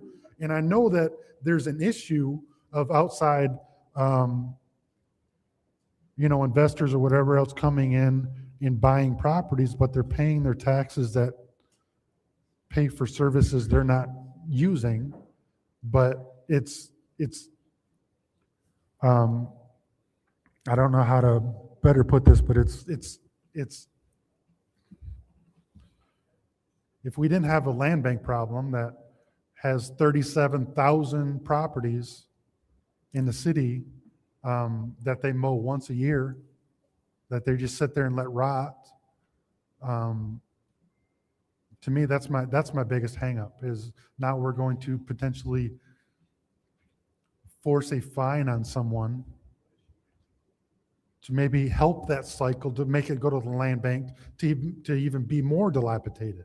Because that's what we'd probably be doing, is now we're going to potentially place liens on their property for fines, and we're going to speed up that process for foreclosure to make it go to land bank to sit for a decade. That's my problem. So I agree that there's an issue. I'm not sure that this ordinance and placing fines and putting more stress on our building department because they are understaffed fixes the problem. That's my hang up on this. I'll yield, but I think that one, we don't have the capacity to enforce this, and two, we're fining people while letting someone else get away with robbery in our neighborhoods. So that's my issue. Thank you. I yield. Thank you. Is there anybody else in the first round? Madam Chair. Councilwoman in the fourth ward. Like I said, last time we discussed this ordinance, is that I did go through this with Mr. Richardson and gave him an example of someone, and I'm going to use my street only because I know the history, because I've lived there for 38 years. There has never been anyone at this one property on my street since I moved there. Property taxes were paid. House was vacant. They had an issue because the roof wasn't done correctly when they re-roofed it. People own a strip mall in Swartz Creek. Guess what? They didn't pay their taxes. And now it's been burned out. And now it's at the county, heading towards the land bank. They paid taxes for 35 years. There's also another property, although this is not the same. It's not a vacant property. That's dilapidated, burnt down. Taxes are paid on it. And it's sitting there with rubble on it. That's another issue. But this is something that we need to hold these people accountable. There is another property in my ward that I get calls on probably once a week where the parents have died. The estate all goes to the daughter. It's vacant. But there's squatters in it. What can you do about the squatters? This helps prevent that by making them accountable for that situation. These squatters are sitting there selling drugs and creating a mess of the property. The homeowner doesn't care. What does it cost them? What does it cost them to let them sit there? The house isn't worth anything anymore anyways. So I'm supportive of this ordinance 100%. Thank you. Is there anyone else in the first round of discussion? Madam Chair. Councilwoman in the sixth ward. Thank you. Through you to Attorney Darrell. There was, in the building and permit department, we know that there is an enforcement issue, but they had sued with attaching the fees, and I believe it went to the Michigan State Supreme Court. And I think it's back in there, but he won. Carter, somebody, Lampson, Carter, I think Carter Landon, and he had won. Can we impose fees on this?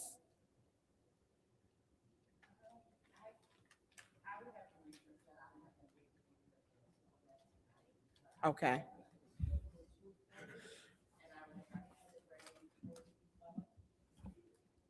Okay.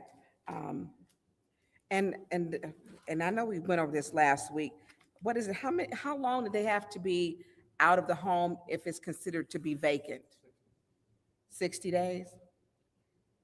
Is it 60 days? So people go to Florida and people go to Vegas and they will do like I'll live here in Michigan for the summer months, just like up north. Snowbirds. And so what if you have a snowbird? And we have people who live up north, Grayling. They'll live up in, Tittabawassee, Oscoda, and they'll come back. So if 60 days, that amount of time is not a fair amount of time because people do that. They do it. They don't stay in their homes the full time. I have a cousin. Her mother stays with her around the corner most of the time because she's elderly. She still keeps her house up. She doesn't have water usage, but she's at her mom's house. So I think the amount of time that a home is vacant, I think we need to look at that. Do we have, through you, Madam Chair, to Attorney Darrell, is there any other municipalities that have similar laws like this, like we're enforcing? Because 60 days is short. People go to Florida And this last winter, they probably should have stayed for the entire 6 to 7 months when it got cold.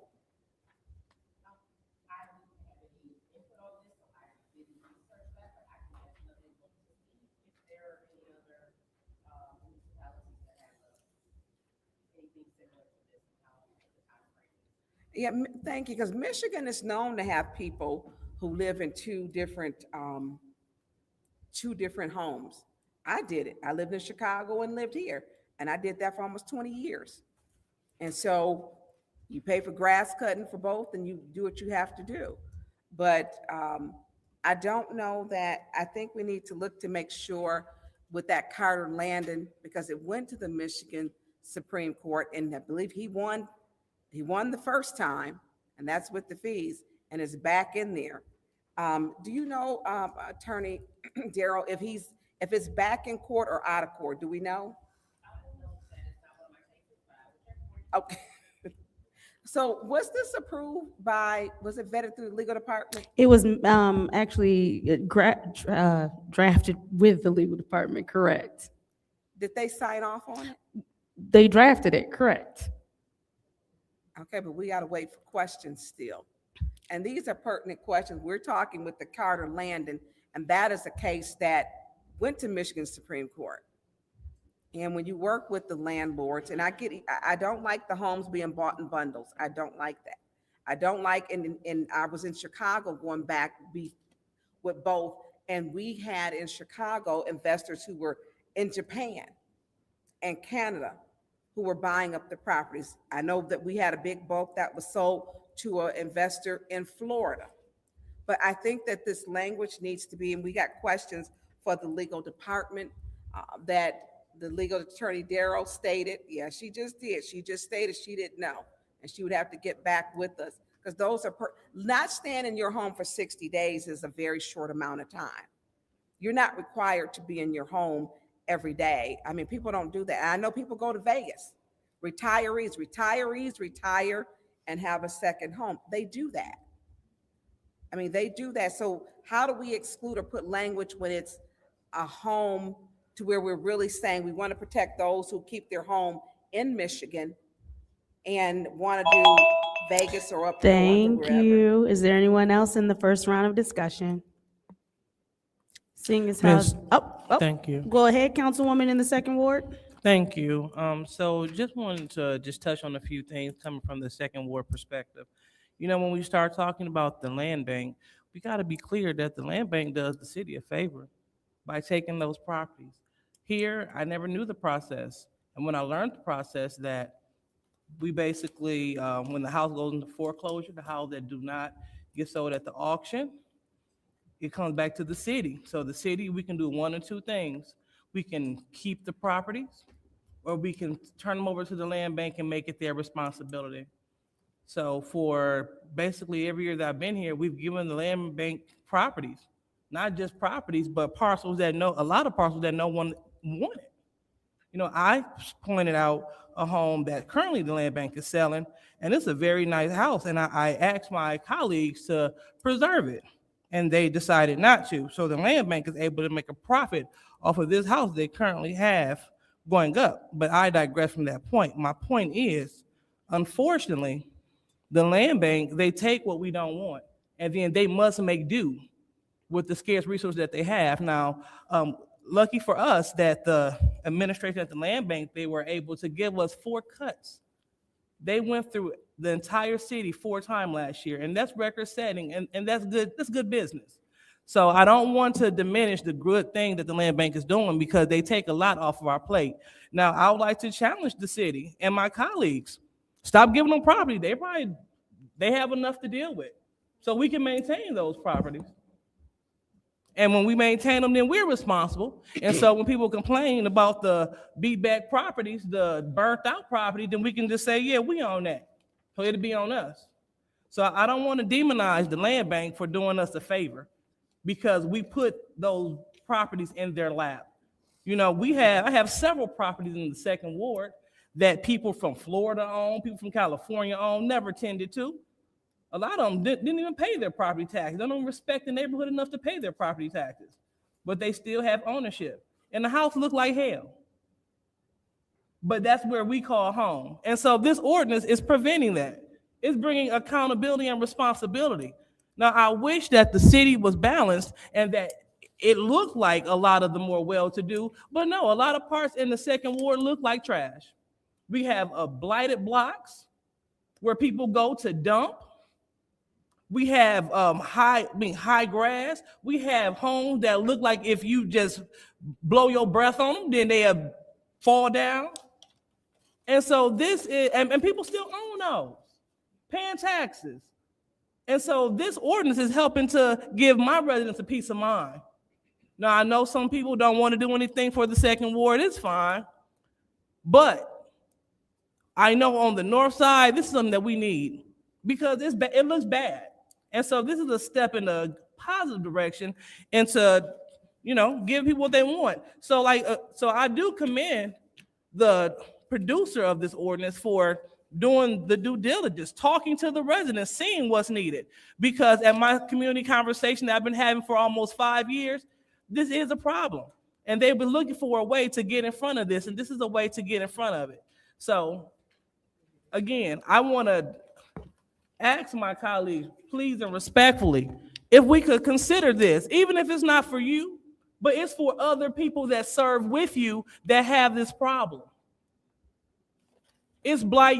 Every street almost in the second ward, you will find a dilapidated home. And a majority of the private owned abandoned homes, they belong to private residents. And this data to show that.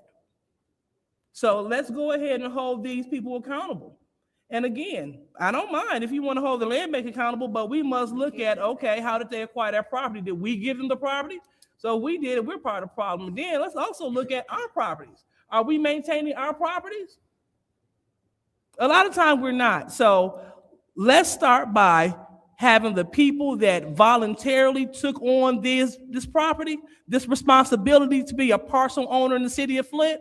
Let's hold those people that voluntarily decided to be parcel owners responsible. And from there, we can build and we can snowball a positive Flint that all residents can enjoy. And this ordinance is doing just that. So I went to the streets and I heard from the people about the violence ordinance. They spoke up and they said that's what they wanted. Didn't go through. I hope that this ordinance will be listened to. Thank you. Thank you. Is there anyone else in the first round of discussion? Seeing as how there's no one else in the first round of discussion, I will go ahead and take my time. There are a couple of questions that were raised that I do want to answer as the person who worked very closely with a neighborhood in their ward who is experiencing an issue with property owners not being able to be found. I want us to point out the fact that this is a registry, meaning we are trying to find the owners of property, which that should already tell you their intent for said property. If we can't even track them down as a city to tell them, hey, come cut your grass, come board up your home is being tagged, your home is being stripped of copper and everything else. If we can't even find you to tell you to care for this property, it shows no real intent to care for the property, because someone who owns a property and has any care or value in the property will make sure that you know how to find them should something go wrong with the property. So first and foremost, this is a registry so that we can find property owners. I believe the question was raised, how are we going to fine taxpayers, or how do we levy fees on them? We write blight tickets all day, every day. So are we saying we're not writing blight tickets anymore? Because this is the same as writing a blight ticket. The only difference is with blight ticket, the home is not vacant or abandoned. This is just another layer of a blight ticket. So if we're saying, how do we levy fines and fees on taxpayers? Taxpayers are paying those blight tickets. If we're asking whom else is doing this, Flint is not unique in this. As a matter of fact, Flint is slightly behind Kalamazoo, who I will use as an example because it makes our ordinance look a little like child's play. They have a $25 a month initially, and then it goes to $50 a month after 90 days of not registering. We did not do that here. So if you would like to look up Kalamazoo and see that Flint is actually being quite polite when we've already been in a situation where people have purchased properties and poofed. This is our opportunity to say, no, thank you. We're looking for you. You need to come and take care of this.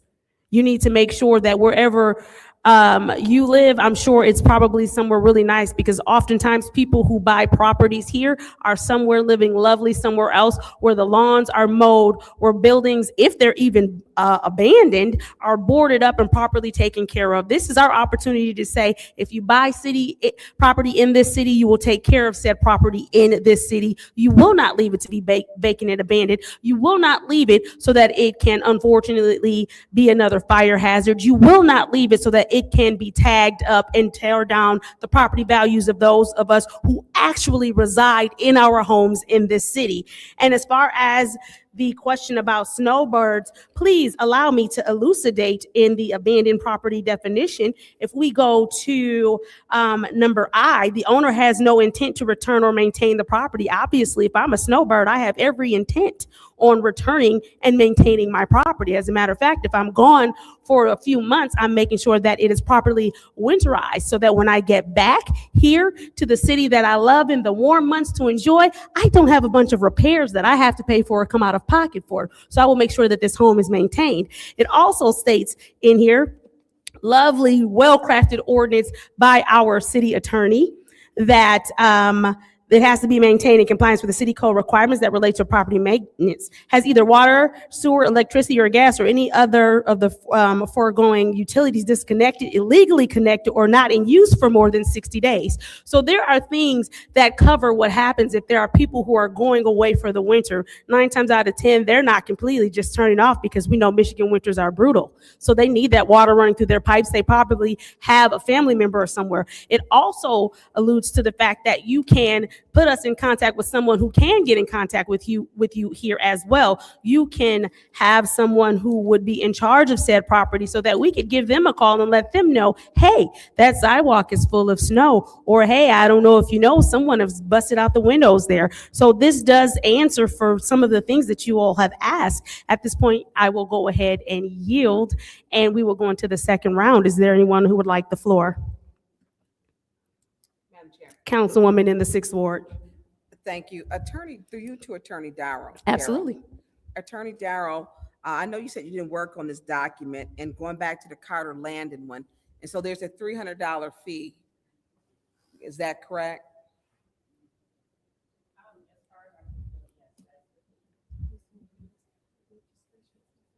Yeah. And so with the Carter Landon, I know that they said that you could not enforce it. And so if that is, there are some questions that I have. I'm sorry, it's hard to hear you. Well, because I'm sitting here now researching Carter Landon, and I don't see the case that you're talking about. It's Carter. I found all his cases, but I don't see the one where you're saying that he won. There's a couple of them. I sent you one.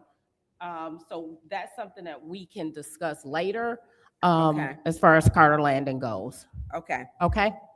So with that, because I know there were fees, and that one, and this is also attached to fees that you have to, the city will add to their master fee, a fee for $300 for registering a property.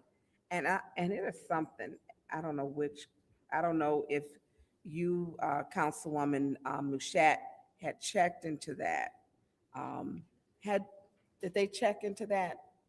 I'm not sure what you're asking. For the $300 fee for registering your home? I'm not understanding what your question is. Is it legal? Which attorney did you work with? Yeah, the attorney, the city attorney. Well, she's a city attorney too, so. No, she's an assistant city attorney. I am the assistant. There you go. She's the assistant city So attorney. you talking, well, I need a name, Attorney Gurley? Correct. So Attorney Gurley, did she check into that? Because the fees, when charging fees on property, it has failed in courts. And so she's stating that this was signed off as to form, she was okay with this. Correct. She drafted it. Well, she should have shared with her staff. Because when we have these cases and we're looking at the amount of time, and as far as with snow, who deems, when we talk about defining, who deems how long when someone is not there? You know, I got a couple questions about that. When you're asking, it defines, that it leaves gray area. You know, you're not at your home but it doesn't define what does that mean. Just like in our charter, it defines, not being at your home, does it have to be winterized? Does it have to be, they're more in depth. And that's 60 days. Because there are people who are, and I get what you're saying, but with those fees, I think that, and this has nothing, I have them in my house. I got a lady in Lake Havasaw who does not, she pays taxes, and cats and groundhogs live in her house.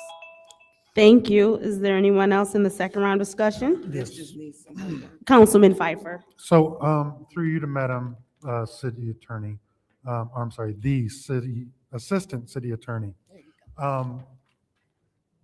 My colleague in the 7th Ward said, if they have an intent to return to the home, how do you define intent to return? Yeah.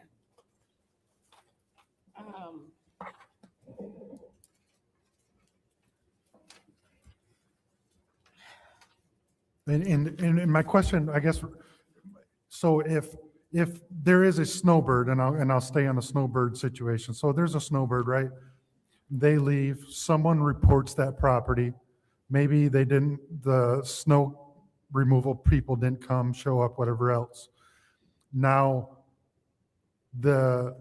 someone from the building department's going to come out. They're going to inspect it. They're going to reach out to that owner potentially and ask them if there's an intent to come back. Like, I don't understand the process. I understand fully abandoned properties, and I have no problem with that. I'm talking about, because this does not exclude potential homeowners that are away. Maybe they're in the hospital. Maybe they're, maybe they're low income and they're in the hospital. Now they can't afford to pay someone to mow their lawn or something else, and we can't reach that person because they're maybe in the hospital. Who knows? Well, the ordinance did indicate that if there was no running water, if there's no electricity, if they're paying a water bill to the city, that's an indication of they're returning. People that abandon are not just. Right, no, I get that. So, I don't know. Where does it say that they have to be paying their water bill? There is it says,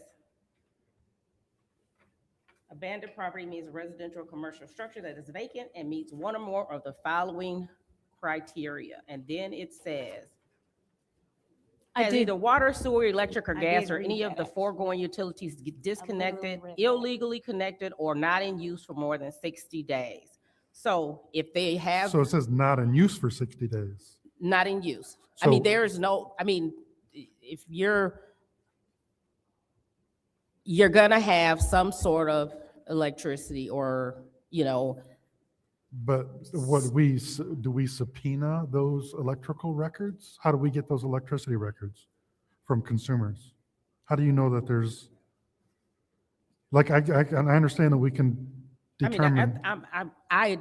I can't say for sure, but I'm sure that just as we go out and check abandoned properties and see that they're is illegally connected. Thank you. Is there anyone else in the second? Is there anyone else in the second round of discussion? Seeing as how there's no one else in the second round of discussion, I will go ahead and take my time. Does say currently used or occupied, provided however a building or structure which remains furnished, utilities connected or in use, and the property maintained while the owner is absent shall not be considered abandoned.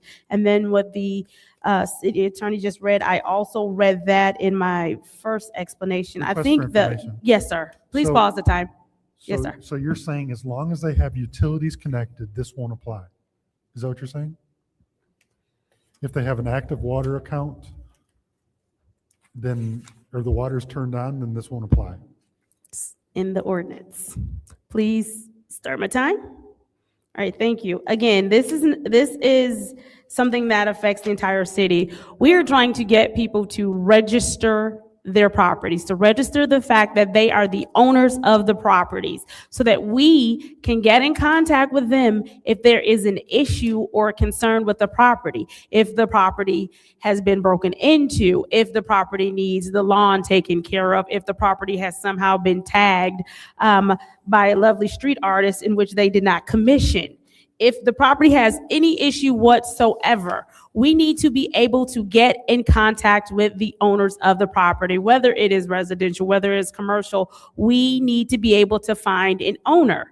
I don't think that what we are asking in this ordinance is weird or absurd. I think it makes perfect sense that we should know who owns these properties. We have far too many properties, as Dr. Lewis has pointed out, that we couldn't find the owners. The owners decided they no longer cared and they just left the property. And of course, it was up to the city of Flint as to whether or not it would go back to the land bank. But those properties ended up back at the land bank. And I think, Mr. Pfeiffer, to your credit and to answer your question about, well, what happens with land bank properties, I think that this is also a boost and an incentive with them as well when it comes to their properties and the care for their properties and them taking care of their properties. Because then they will have to answer to residents and to everyone else about how is it that now we have a city full of properties that are registered and as a result of them being registered are being taken care of in one shape or form or another, and now you have properties that are not. It has to start somewhere. We can't sit on our thumbs and say, well, if they don't, then we won't. This is our city. We have to make some decisions. And one of the decisions that I hope that we make today is to give neighborhoods like the Central Park neighborhood, like a lot of the neighborhoods in the 2nd Ward, a lot of the neighborhoods in the 3rd Ward, a lot of the neighborhoods in the 4th Ward, the dear 4th Ward, which really needs our support on this, the 1st Ward, even in your ward, all of our wards, we have properties where we cannot find the owners. We just need a way to find them. And this is a step in the right direction. What we are doing is not unique. I pointed to Kalamazoo, who has way more teeth in theirs than we do in ours. And that is something we should probably come back and review later after we see how this initially goes. Absolutely. Pause the time. Why is it that the penalty is a civil infraction and not a lien on the property? If we can't find them, how are we going to send them a ticket? We should be liening their property. Absolutely, Mr. Pfeiffer, but it sounds like you're leaning toward no, because if that were the case, you'd ask to amend and make that in there and vote yes on it right now. Is that what you're asking me to do? No, sir. What we will do, because you absolutely had that opportunity, and I appreciate your forethought on this. This is the end of round 2. Roll call, Madam Clerk.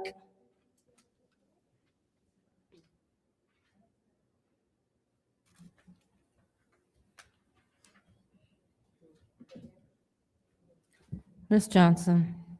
Yes. Ms. Priestley? Yes. Ms. Winfrey Carter? No. Ms. Burns? I abstain until I get the documents from the city attorney. Ms. Mashat? Yes. Mr. Pfeiffer? No. Mr. Jarrett? I'm sorry, I didn't hear you.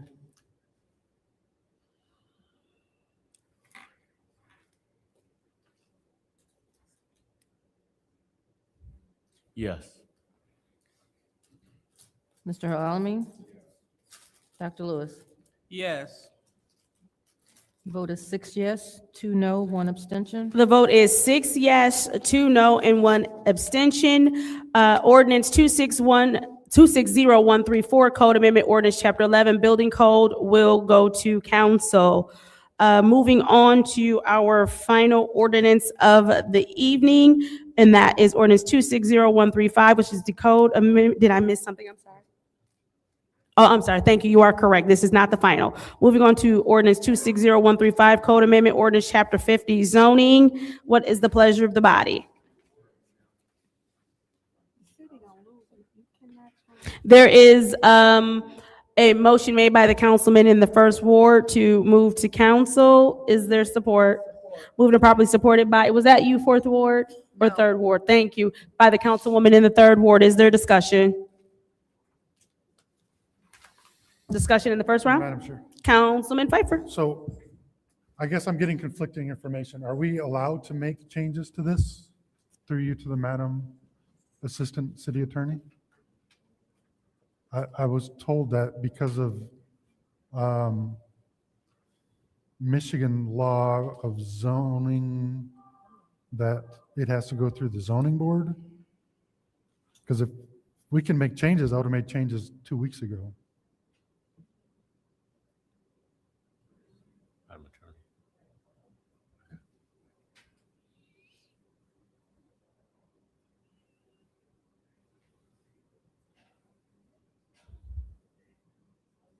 Mhm.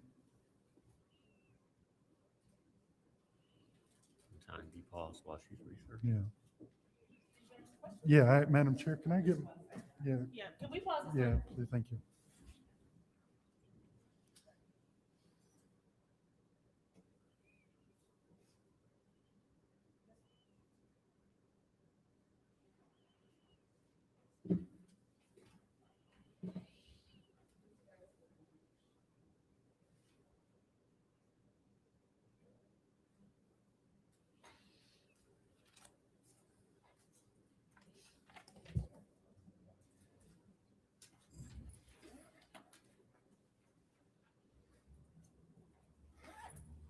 Do you want to call the city attorney?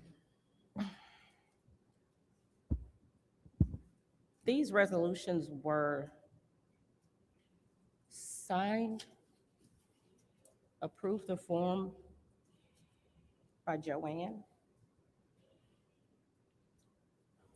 So it is legal for us to do.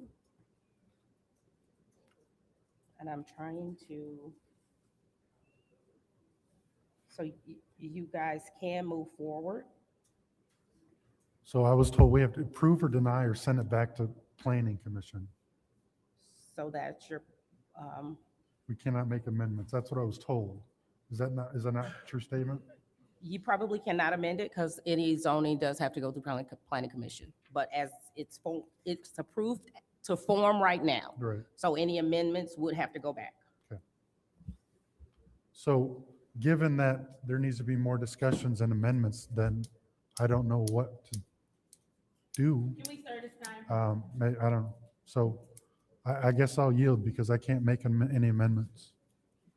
And I'm not going to approve it the way it stands today, that's for sure. I yield. Is there anyone else who would like the floor in the first round of discussion? Madam Chair. Councilwoman in the 6th Ward. So are we saying we cannot amend this? I mean, that's what they're saying, because we have a plan. So do you, Madam Chair, to Attorney Darrow, so can we not amend this? Planning commission approves zoning, so you can make recommendations if there are some issues and some questions. I think that, yeah, I would, so I don't remember what was his name who was here. Oh, he's back here. To you, Madam Chair, too. If you can come to the podium, I don't remember your name. And I apologize for that. It's okay. Jason Ball. Jason, thank you. So you stated that, and you heard our discussions, and we talked about the green areas, the TN1 and TN2.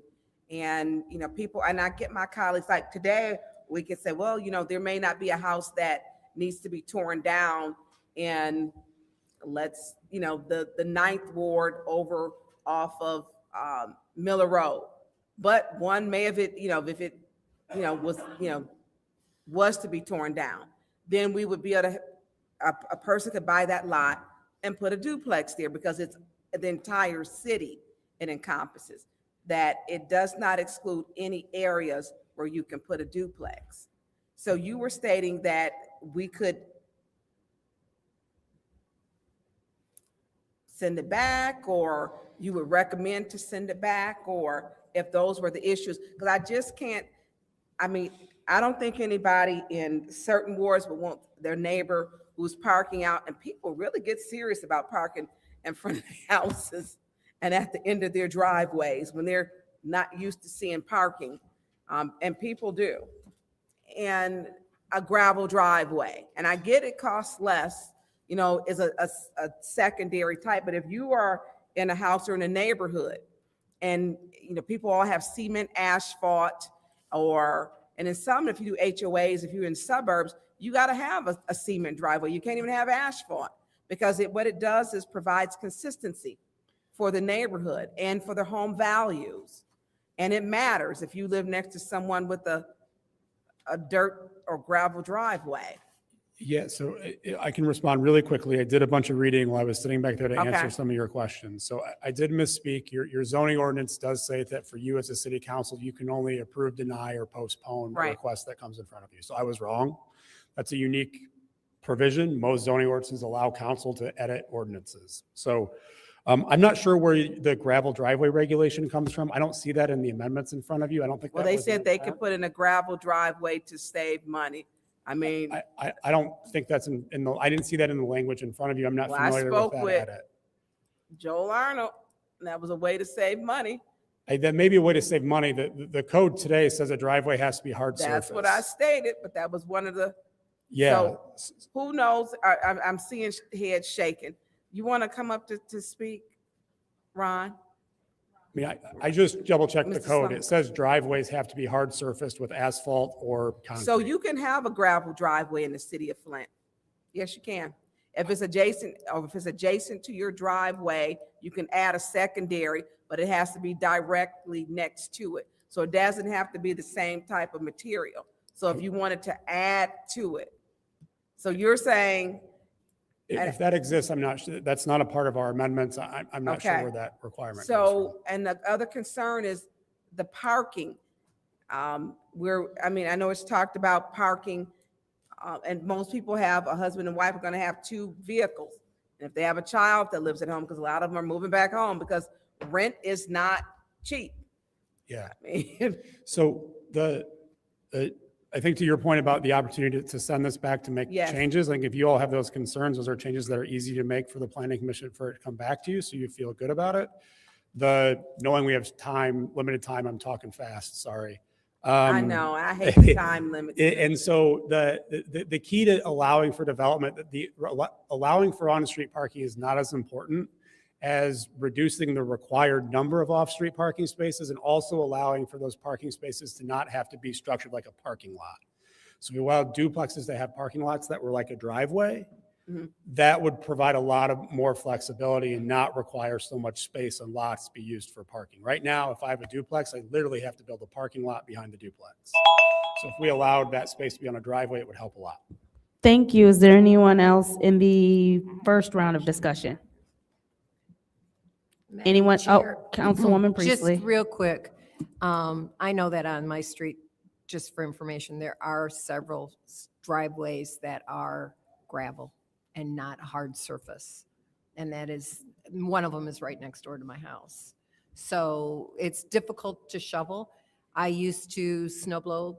You can't snow blow until it's really frozen. So, but there are driveways in the city that are gravel.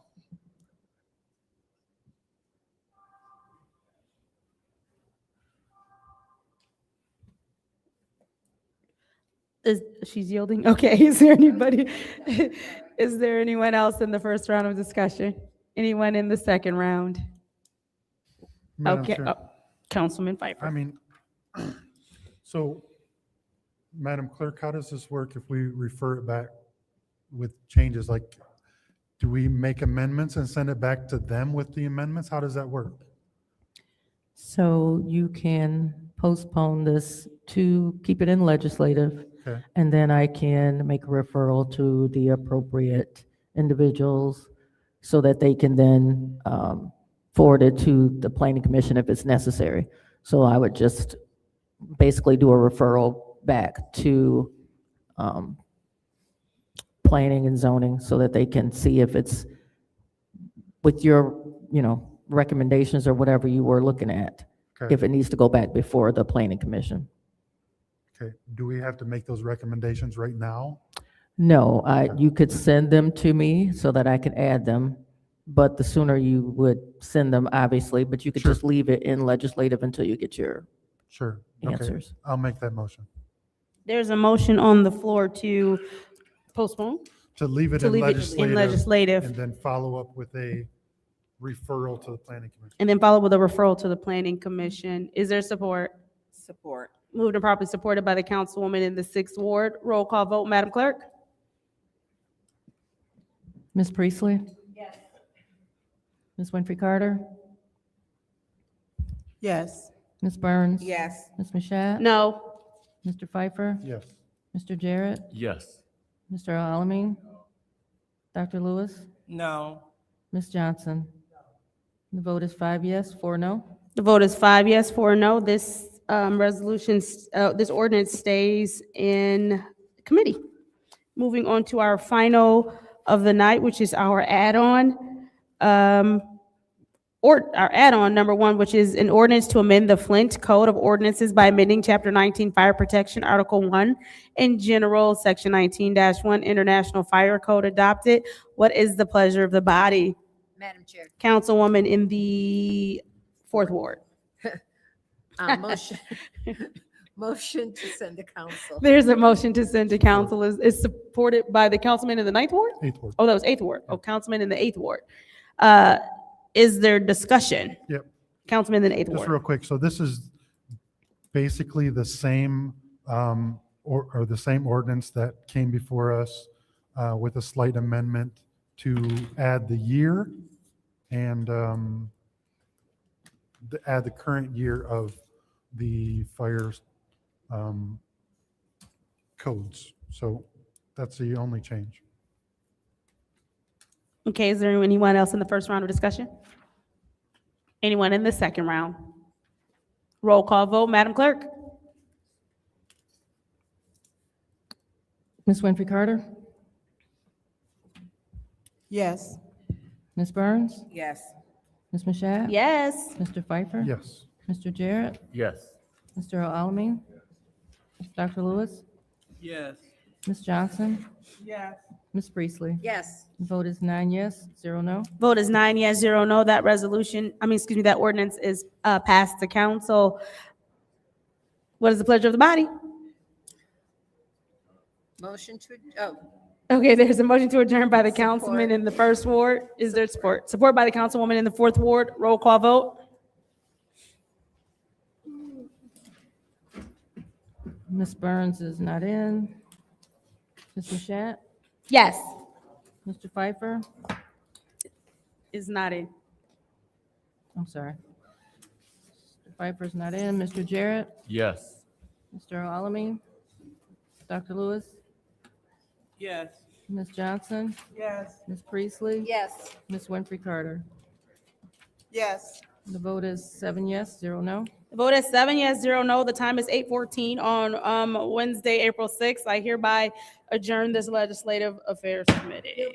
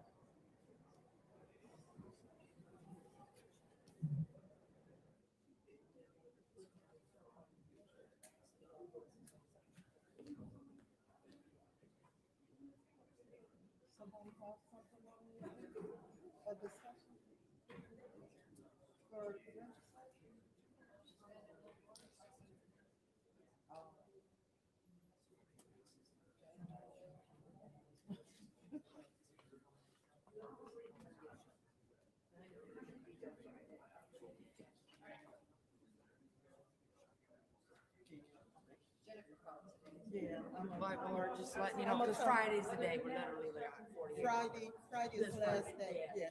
I'm gonna come Friday. Yeah, I can only do one activity a day. And let's go on to work and maybe something else that.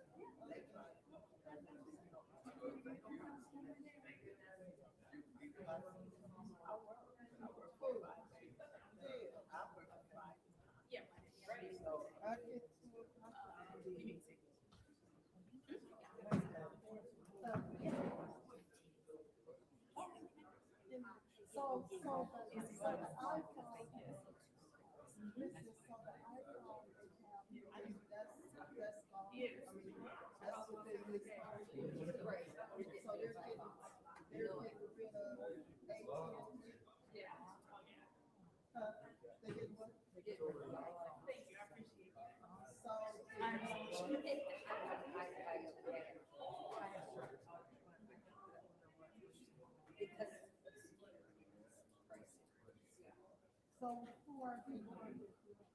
It's gonna be, so I have, I think it's gonna be this exact same. Yeah, that's the same song. Oh, I think it's the same, I think it's the same company, it's just the funds. Oh. Now, what's this? Oh.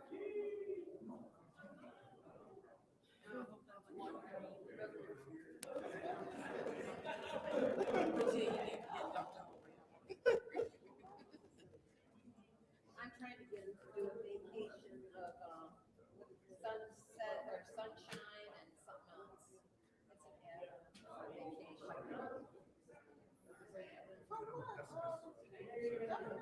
Rush Alley from East Fourth. We don't do this with governmental operations. Oh, yes, we do. You're right, it does. Oh. Wait, let's go. I know, I'm just tired. But, I mean, is this an add-on? Yeah. So how are we supposed to read on this and then? Don't ask me. I'm not doing that. I allow the budget amendment to go in. Yeah, but. This is, but this is before. Yeah, but look how this is.